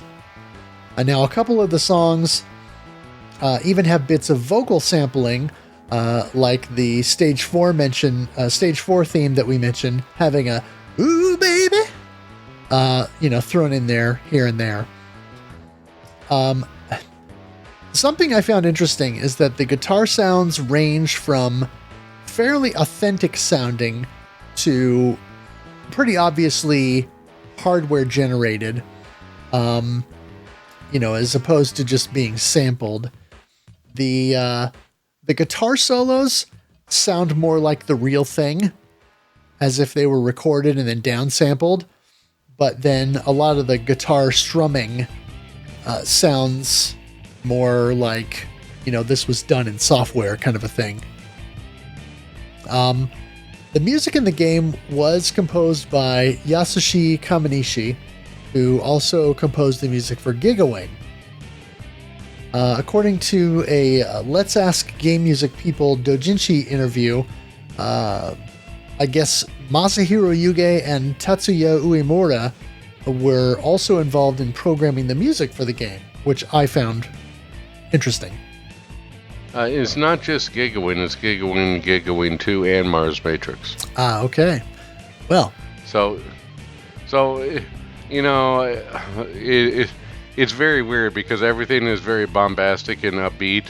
And 1944 was supposed to be more militaristic, which I don't understand how that translates to blues music and ZZ Top and Green Day, but it is what it is. Yeah. And then briefly on scoring, as with any shooting game, enemy destruction is a component of your scoring, but it's not really the key factor. Taking out targets with the charge attack yields a score bonus, as well as collecting the hidden items. And then bonuses are awarded at stage end for your destruction percentage, the amount of gold collected, and for boss destruction. Now, if a boss is allowed to time out, you'll get no bonus for that. Your gold bonus is based on how much you have at the end of the level, however, not how much you've collected during a stage. And so if you shoot down the yellow plane and pick up the side F icon, then you cash in your gold, and then the gold that you've cashed in is not counted toward your gold bonus at the end of the stage. And then, of course, picking apart the bosses and destroying the various guns and turrets and so forth would give you more points than just focusing on the core and taking it down faster. But of course, because the bosses time out relatively quickly, you can't do a ton of destruction prior to taking the boss down, or it'll time out. Let's move on to impressions of the game from the RF Generation community. Skosh says, about to start looping some masters. Master Who says, Happy August. I didn't gel with 1941, but this game seems a lot more fun. This game is wicked. Played for a few hours tonight and was also able to make it to stage 5. Credit fed past that for just a bit. I'm shocked how widespread some of the enemy ways for a game that has only a straight shot. I fell asleep watching the run last night. Tons of improvement I can take from that as well. I didn't really realize how many hidden POW and bamboo shoots there were. That can make things a heck of a lot easier. Also didn't realize you could preemptively charge a shot to the E and have it prepped for use.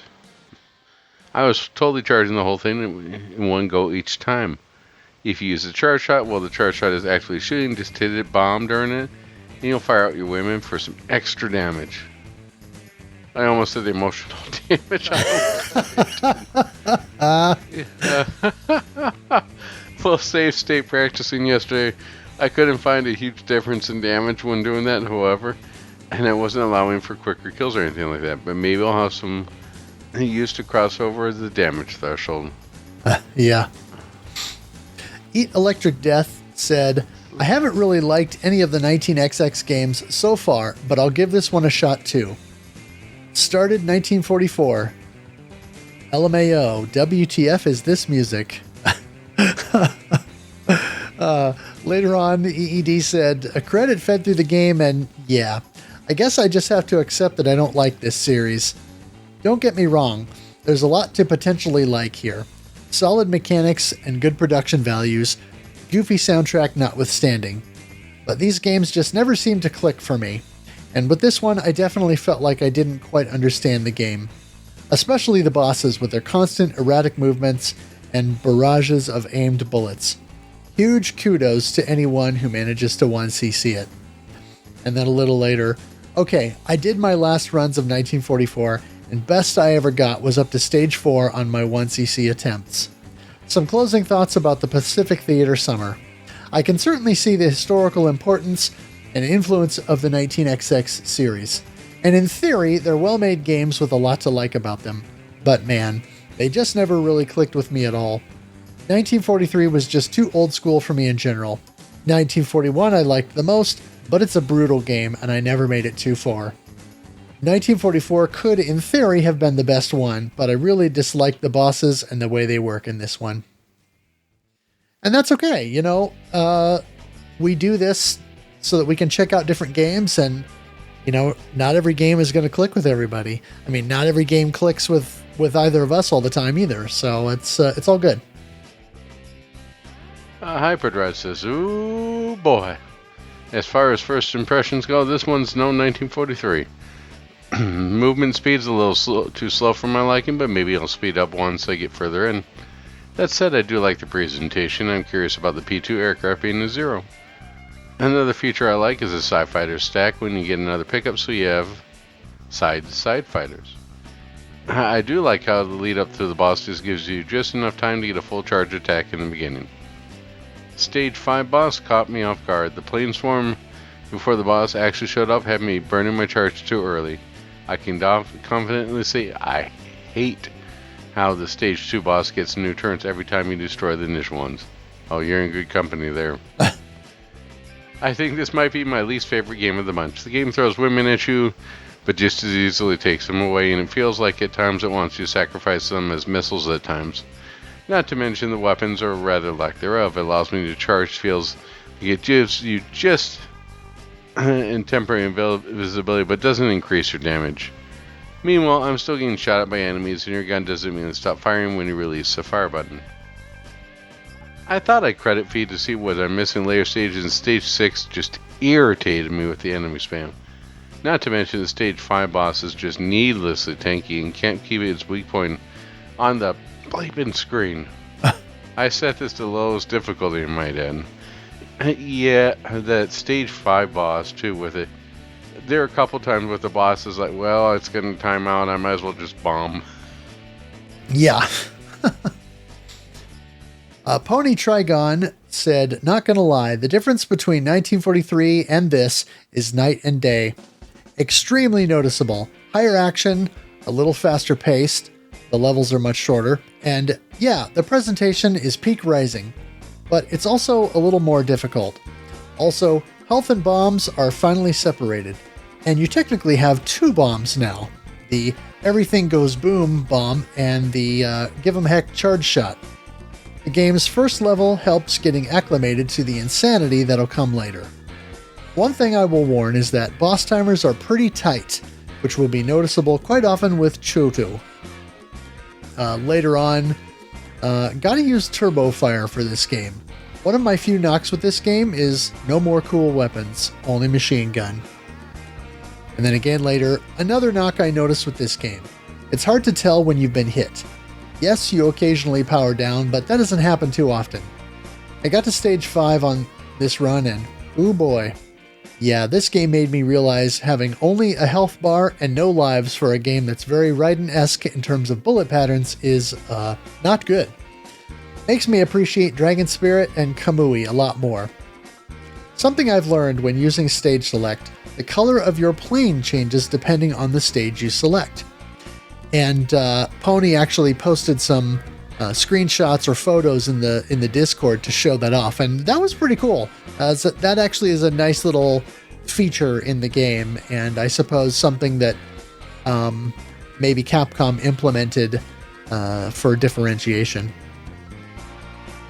Later on, insanely strict routing kind of sucked the whimsy and the joy I had from this game and just made me credit feed the heck out of it. Bit of a shame, because this is my 3rd favorite game in the series, next to 19XX and 1943. 19XX had the right idea by giving you a chargeable bomb, a charge shot, and lives.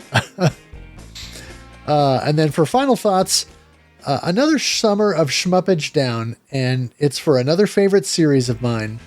A lesson in history where everyone knows what really happened in World War II was a P-38 Lightning single-handedly fought off both the Germans and the Japanese in only 2 years tops.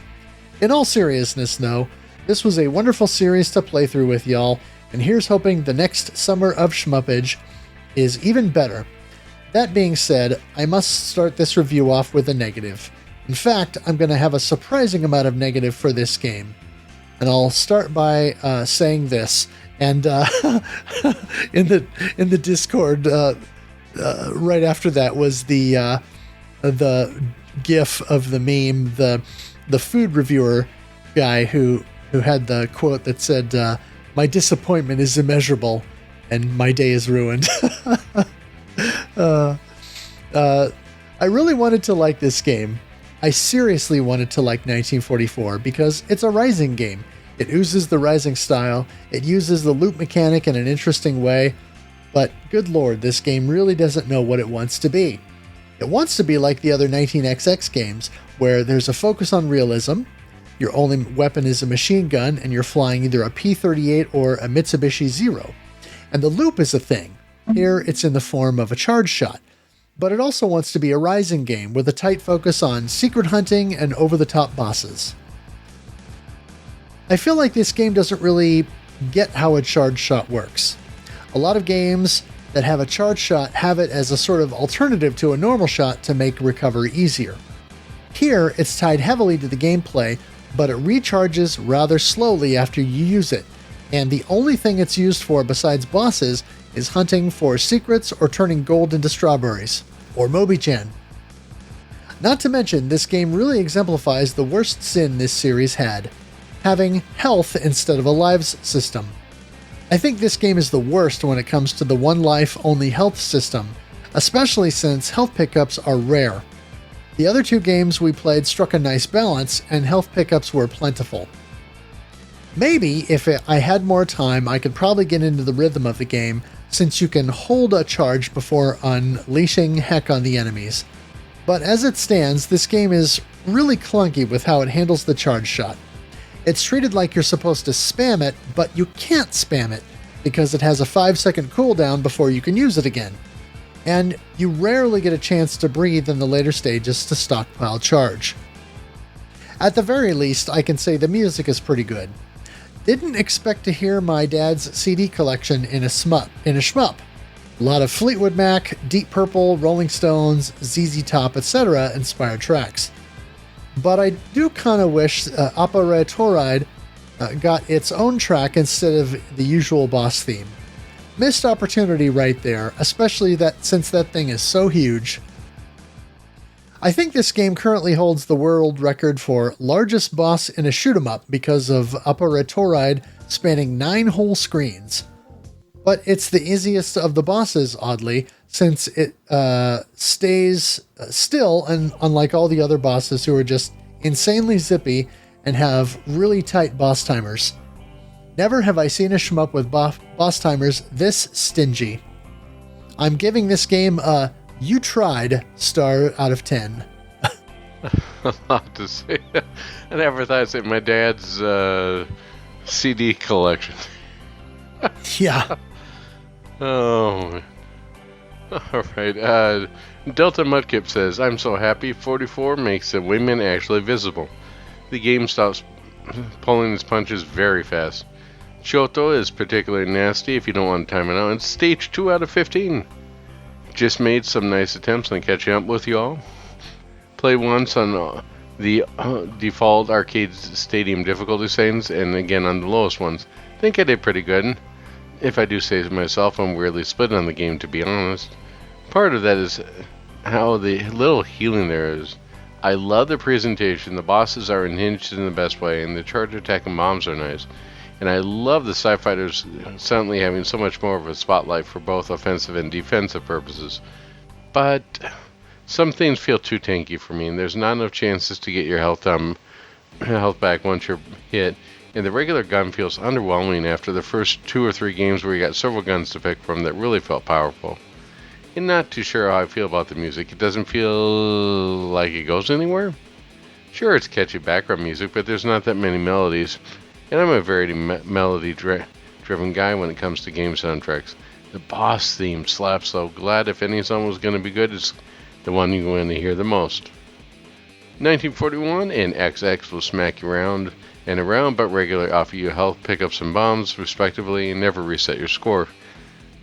So that you walk out with something no matter how battered you are in the end. If you try to take 44 seriously, it'll just kick you to the curb. I think it took all the way to stage 3 or 4 to be a single health pickup of any sort, with the first bomb pickup showing up in stage 4, with the previous games would have given me like 4 or 5 at least by this point. Even if 41 and 43 refill you every time you beat a stage. It's a shame because the presentation is so good. I love the boss fights, the amount of personality they've got, and the way each one shows a little photo montage and does a little tune of a drum beat drum at the end. But everything's so tanky and beats you to death if you look at it funny. 19XX can look similarly strict. There are very few lives and only 2 extents for the entire game. But from my experience, it feels way more generous than this one, giving you plenty of bomb pickups. And letting each bomb count for 2 at the price of 1 definitely helps. But also fights and enemy formations just flow way faster. I really gotta say it's really fun rambling about this with folks that have been into this way longer than me. Yeah. I'm catching a running theme here where the presentation draws people in, but as soon as they get past that, this is very different than what I thought it would be. Yeah. Corkman said, "Dang, the enemies are bullet sponges in this game. Either that or I feel my shot is underpowered even at full strength." And then later on, he said, "I played it a couple times and I feel like I gotta force myself to play this at this point. I'm surprised since this was made by Rising. I was looking forward to checking out one of their games I hadn't played before." Desolate says, "I'm digging this one quite a bit more than 1941 so far. Y'all weren't kidding with the music." I love the overall tone shift. Bullet and enemy patterns are pretty fair and easy to see so far. I concur with Corkman, certainly some sponginess to the enemies. It doesn't seem to be super egregious. Topped about halfway through stage 4 for the session. Should I be rolling Patches O'Hooley and Dodgeball School for this? You can dodge a bullet, and you can dodge a wrench, you can dodge a ball. I said in the Discord to reply to that, if you can dodge a wrench, you can dodge a bullet. Huh. A few more runs in before bed made to stage 5. Holy screaming bullets, Batman. The charge attack is a lot more useful than I initially gave it credit for. I feel kind of bad. I want to like it, but I don't think this one landed well with me either. It's a bit better than 1941, but it just doesn't hold my attention long enough to want me to give it some serious time. I'm not averse to being difficult, and I'm not sure I can really articulate why it just falls off, other than general game feel. I think Maria Kondo would chuck this one. This one does not spark joy. The music is a highlight for me, for sure. Despite its relative simplicity, I think 1943 gets the most out of the mileage out of the three for me. Yep. Master Who said, "This game is wicked. Played for a few hours tonight and was also able to make it to stage 5. Credit fed past that for a bit. I'm shocked at how widespread some of the enemy waves are for a game that only has a straight shot." Later on, if you use a charge shot, while the charge shot is actively shooting, just hit bomb during it and you'll fire out your wingmen for extra damage. While save state practicing yesterday, I couldn't find a huge difference in damage when doing that, however. It wasn't allowing any quicker kills or anything like that, but maybe it'll have some use to cross over a damage threshold. And then later on, made it to stage 8. Lots of mistakes, but I'm sure I can push further. 23rd on the Switch Arcade Stadium boards. And then again later, Master Who posted a photo of the 1944 cabinet and said, "At Galloping Ghost Arcade today, fighting the glare more than anything else." And that's because the cabinet is literally right next to the window, I think along the front of the building. And then again later on, I'm finding it really tough to keep playing as well. Getting hit by stuff is making me grind my teeth more than I'd like. I find it fun, but tons of enemy waves are too strict in the ways you have to clear them late game. You can get overwhelmed extremely quickly. Late game being like stage 6, which is barely late. It's daunting. I do wish the cooldown for the charge shot was slightly shorter. It would allow for less strict gameplay and more creative decisions from the player. Yeah, since we've got a lot of recurring themes on this game, which aren't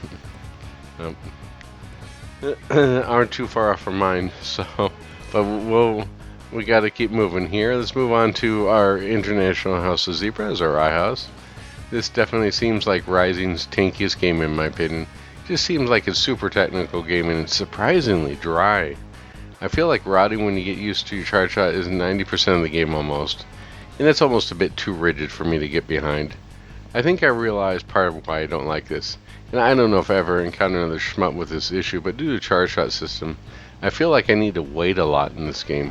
Hurry up and wait the shmup. I think partially because some of them maybe the resource you're managing in this game is time, and what it turns out is a very fun resource to manage in this shmup.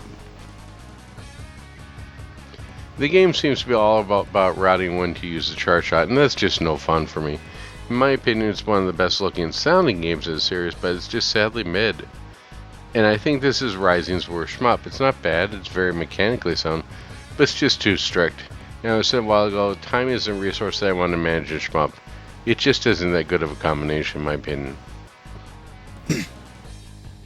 And then finally, Tetraphobia jumped in and said, didn't manage to get on July's, but I'm looking to reclaim the wooden spoon this month. This is the most insane charge shot I think I've ever seen. Also, those power-ups have no chill, do they? This is an assault on the senses. I think I just wasn't expecting it to be like this at all. I knew it was 19XX and rising, but this feels like an alternate dimension or something. I think I like it. Managed to get to stage 4 so far. I like how the game cheerily tells you that there's 15 stages to go at the start of stage 1, just to crush any hope you had. And then, of course, later on, I really like this. I think if you can resign yourself to the despair of never actually completing it and being okay with that, it's actually a really fun beer and pretzels shmup. I like how loud and brash it is. It's almost like the original 19XX games were actually made in America. I'm just trying to figure out if it's deliberately really cheesy or if it's all in earnest and it's deliberate swagger. Now, I didn't actually record the high scores. There were a handful of photos in the Discord, but I think only maybe 2 or 3 of us actually posted anything, so I didn't feel like it was worth going back through the list to try and put that together. So I didn't. But this, I'd like to dovetail on this as we kind of shift over to final thoughts on the game, because I told Tetraphobia in the Discord that I was going to highlight the beer and pretzels shmup comment. And I think that's actually a really succinct way to say it. The thing that baffles me about this game is that it feels almost like it's Rising and Capcom going really hard at the American market. And I don't know if that's actually what they were doing or if it just feels that way, because sometimes you can consume a piece of Japanese media and realize, okay, this is Japan's idea of what America is. In the same way that you play Earthbound and you think, okay, this is Japan's impression of America in the 90s or something like that. This really encapsulates that in some way. And the beer and pretzels thing, to sort of finish my thought on that, is really it comes down to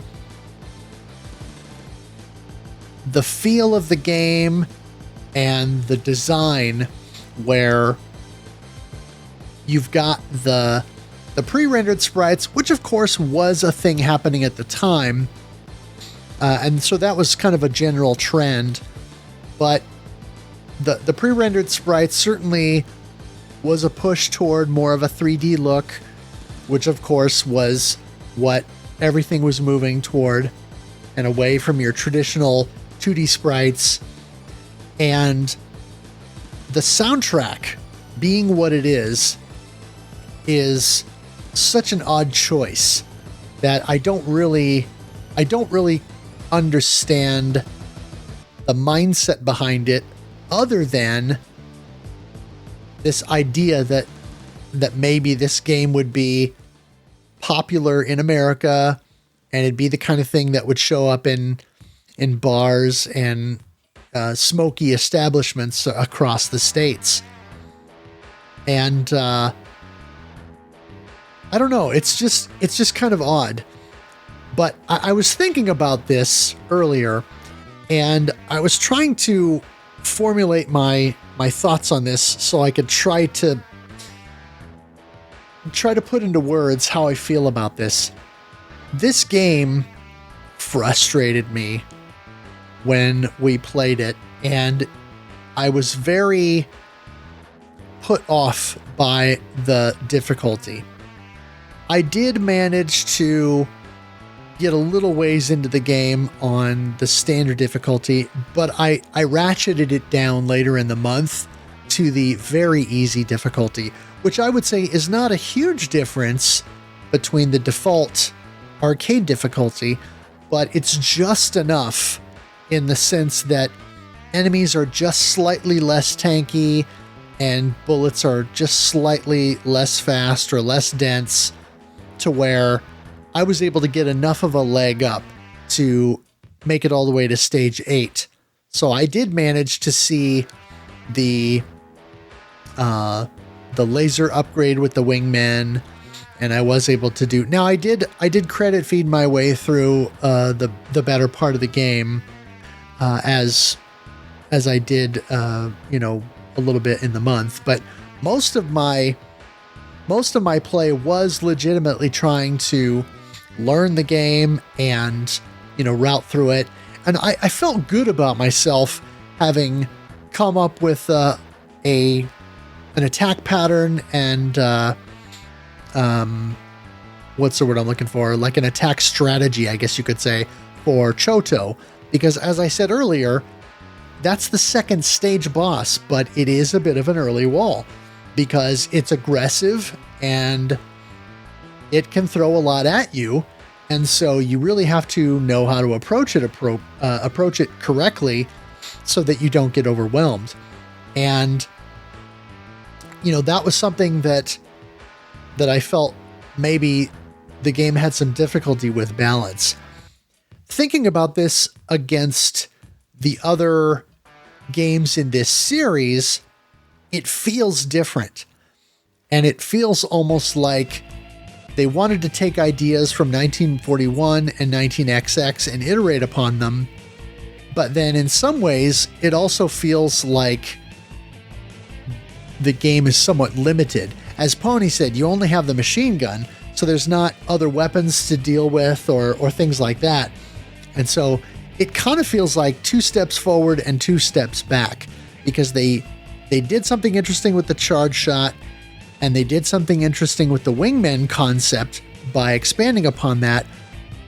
But I don't feel like those 2 elements are enough to carry the game alongside the punishing difficulty and somewhat random feeling enemy layouts and stuff like that in some spots. And so it doesn't feel like it's fully realized. And then if you compare it to other games that Rising developed, I feel like they came out of the gate pretty strongly with Maho Daisakusen or Sorcerer Striker. And then, of course, things kind of ramped up from there. Regardless of how you feel about the racing mechanic, Shippu Maho Daisakusen is generally considered to be a pretty good game. And then, of course, you have the Bat Trilogy, which with Battle Garega, which is probably, I would say, arguably their most heavily lauded game.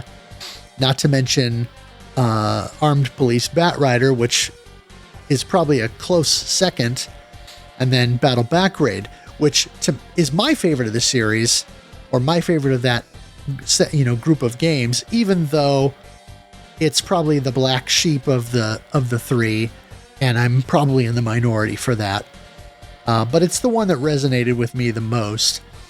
And even a couple of their other games that are perhaps considered lesser, such as Sokyo Gorentai or Brave Blade, I still think are really good games. And the third in the Maho Daisakusen trilogy, Daimaho or Great Maho Daisakusen, even though that one might be considered a lesser game in that trilogy, I think it's still generally considered a pretty good game. And so, all of that said, 1944, by contrast, while having some good ideas and some stuff that I think is executed well, just feels half-baked in some ways. I don't remember who it was, but someone said that the game feels dry. That might have been iHoz. And yeah, I think a lot of people were echoing the same things, that it feels too difficult, it's kind of punishing, it's pretty restrictive, and a lot of games are restrictive in some ways, or are strict in terms of how you need to route through them. But a lot of times, if you're talking like a cave game or a Danmaku, that can be fun difficult, because it's all about learning the patterns, learning how to route through them, learning how to stream enemy bullets, and learning how to manipulate enemies so that they will move when and where you want them to, so that you can make it through the stage successfully. This game doesn't really feel like it has much of any of that, because the patterns are relatively static, but a lot of the movement, even in that, still feels erratic at times, and you still have a lot of aimed bullets, and they're fast enough to where they feel like a 1940X game. That, it's not psycho-fast, but it's also the limited screen space vertically makes it harder to dodge some of that stuff. And also the movement speed of the plane, and like I said, the enemy layouts and patterns and stuff, it just doesn't all feel like it all works together as seamlessly or as naturally as I feel like all their other games at this point really do. And so this one just kind of feels, I don't want to say unfinished, but perhaps unpolished is the word that I will use. It just doesn't feel like it had as much love or as much care as it should have. And so in many ways, I can sort of understand why this never got a console port, because even though it's ripe for that with the 4x3 vertical presentation, I feel like it just doesn't match up to most anything else in Rising's catalog. And certainly the difficulty could easily put off someone who might otherwise enjoy the other entries in the series. Yeah, I've seen a lot of the same statements where this game feels dry. And to me, it felt like the game really is stuck in adolescence, right? We had the series where the series was early stages in 1942, or it was defined. Excuse me, it was grown up or had gotten the idea of what it wanted to be in 1943, and then in 1941 it was starting to get a little bit weird, and then by the time we get to 1944, it's just an experimental stage, right? It's trying out everything, and I think what this allows it to do is it sort of lost its identity or lost its soul in the process. The Japanese have a term known as 8th grade syndrome, or chunibo, which is a colloquial term describing a transient phase of adolescence, referring to around just 13 or 14, characterized by grandiose delusions, the desire to stand out in belief in possessing special or supernatural powers. Now, I'm not saying 1944 has supernatural powers, but I believe it has a desire to stand out. This is part of Capcom's let's bring back people into arcade series, right? They did Gigaway and Mars Matrix, and 1944 were the big ones. And in order to bring back people to the arcades and do a shooter renaissance, you're going to need to have good graphics. And it did draw people. Even still, it draws people in, right? People are still like, wow, the graphics are good. The music is something else, and I don't know, maybe somebody was on the team was in a ZZ Top cover band. I don't know. But it definitely does its job of drawing people in. but the gameplay feels soulless. And I found myself while playing the game thinking, why aren't I playing Raiden Fighters Jet or Raiden Fighters? Right. Because that has a clear purpose. Regardless of the way that the shmup is and how good it looks, it has to have that underlying purpose, that instinct that you have with the gameplay. And go, okay, this is how it's meant to be played. You have to have that unwritten rule where it's self-evident, and this game does not have it. It's a blending of two styles, of Rising and Capcom, but it's also extremely hard to do. You go back to the 1943 or 42, and then you run into problems there because the people say, "Oh, you're staying too far from the series, but you haven't taken enough risk." But then you go the other way, and people say, "Oh, you've taken too much risk." And if you don't do either, you just sort of end up with something that's just sort of bland in the middle. And something that takes a little bit of risk but doesn't really stray. And this happens all the time with reboots, remakes, and it just sort of here. You can see that they were throwing all sorts of their love letters in. There's several Raiden love letters in there with the cows. Near the end of the farm, right? And then there's the crop circles near the end too, which were similar to Zevis with the Nausicaa lines. There's all sorts of love letters, but the game itself just doesn't have a very identity because it's trying too hard to be too many things at once.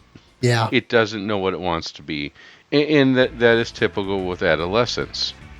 It's just, and I think at this point it's just sort of killed the series, which is unfortunate, but I think it wasn't necessary in this case. If we had gotten the updated visuals with just more 1943, I just don't see how it worked out. And to be fair, not every thing needs to be brought forward. I mean, look at 1942 that came out on the 360 and PS3, the Joint Strike. Yeah. That's remembered worse than this. Yes. So, it just, it's an interesting experiment. But if someone were to ask for recommendations, say, hey, this looks pretty cool, say, yeah, and play it for 5 or 10 minutes and you're done. Quick little playthrough, fine, if that's the way you want to do. But no one's going to take this and take the time to route this.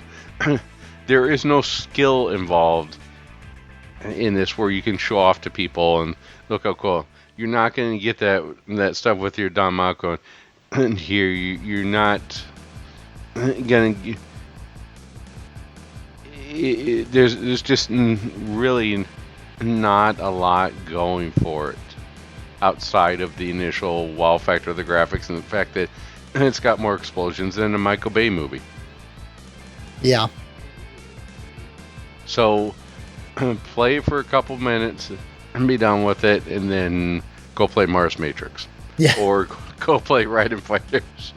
Yeah, I mentioned in the Discord that 1944 is this year's Image Fight for me, in the sense that it's a game that just didn't click with me, and one that I found frustrating. Now, I will say, I echo the sentiments of some of the other participants who said, don't treat this like a game that you're going to 1cc, just credit feed and have some casual fun with it. I think that's a good way to approach it, and if you do that, yeah, maybe eventually you'll learn it well enough that you could 1cc it, but I don't know that it's good enough to warrant spending a lot of time with the game. You know, I watched runs from Irpo and from Chinopolis, and that's kind of what I was using was Chinop's run to try and model my play after, and I feel like it did help me a little bit, but ultimately it really is about memorizing the stage layouts and all of that so that you can maximize the charge shot and really get the most out of it. And as much as I would like to say that I could eventually 1cc every game that we cover, I don't know that this is one I see myself ever going back to try and do that, just because of the difficulty and the fact that I find it so frustrating to play in some ways. And so I just don't know if this is one that I will ever finish legitimately. This one also has one gotcha that I haven't tried with yet, but I'm interested to see. Is the experience better playing 2-player? Because you're forced to have the Zero and because you're forced to have the P-38 Lightning, when you're playing in 2-player, is the game more enjoyable? Right. And that most people are going to be playing this game as a 1-player game. This is the only game where I could see that it might be better and preferred way to play it would be 2-player. Yeah. You're going to get more bullets and stuff, sure, but the game would certainly be a lot more of a preferred or more enjoyable playing experience. Yeah, I have a feeling you're right. And I think approaching it as a 2-player game in a much more casual fashion might just be the ticket for figuring out, or, for getting the most out of this game.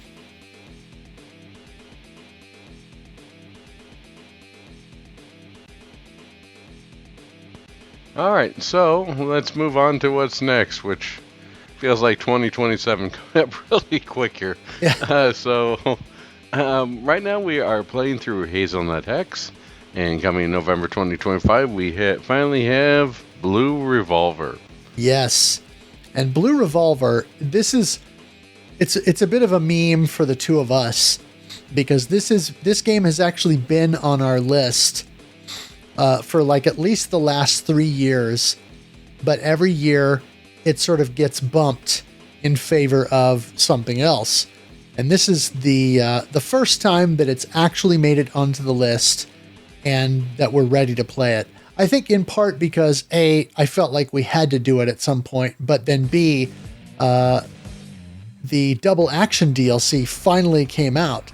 And so it's a more complete experience now. I'm looking forward to putting some time into it, although it does feel a bit daunting, based on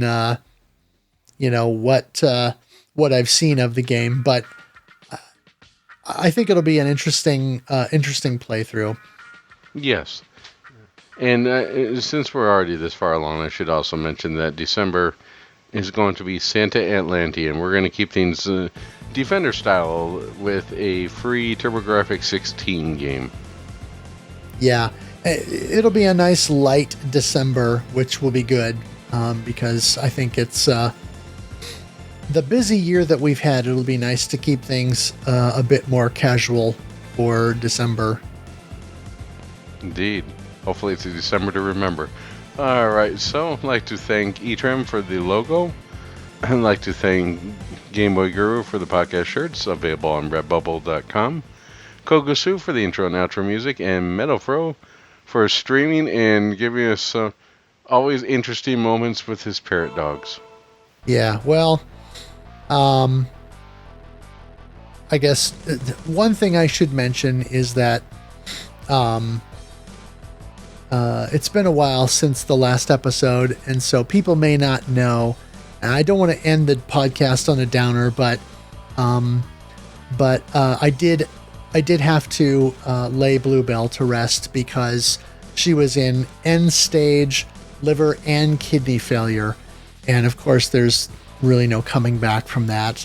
That was about a month ago now, and so, every day is a little easier and a little bit, less depressing, I guess you can say, from that. But I still have Peaches here, and she's ever present on the streams.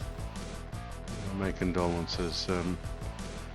Hopefully, as the days go on, that things will get easier and we can all move forward to new horizons. Yeah. Well, and, she had a long life. I mean, she was almost 15. And so, she was with me for her whole life. Yeah. Now that we finally have this episode recorded, I did want to say we didn't even get a chance to mention that our September game was Biohazard Battle for the Sega Genesis, aka Crying on the Mega Drive. And so hopefully I can get this episode edited quickly and we can get the next episode recorded and ready to go without too much additional time and effort in between. And so we'll see how that turns out. But anyway, looking forward to getting that one done and kind of getting back into the swing of things. Yep, and getting ready for the Breakfast of Champions here with Hazelnut Hex. Yes, indeed. All right. The one thing I want to shout out here at the end is we mentioned in the news feed, but again, all systems operational. That now that's been out for like literally just today. Go check it out. It's an interesting game. It does have some online co-op features, so you can do runs together. And so I may want to explore that because the game by itself can be pretty difficult. And so there are some stages I think that it would be best approached in co-op form. Okay, well, thank you all for listening, and we will catch you next time.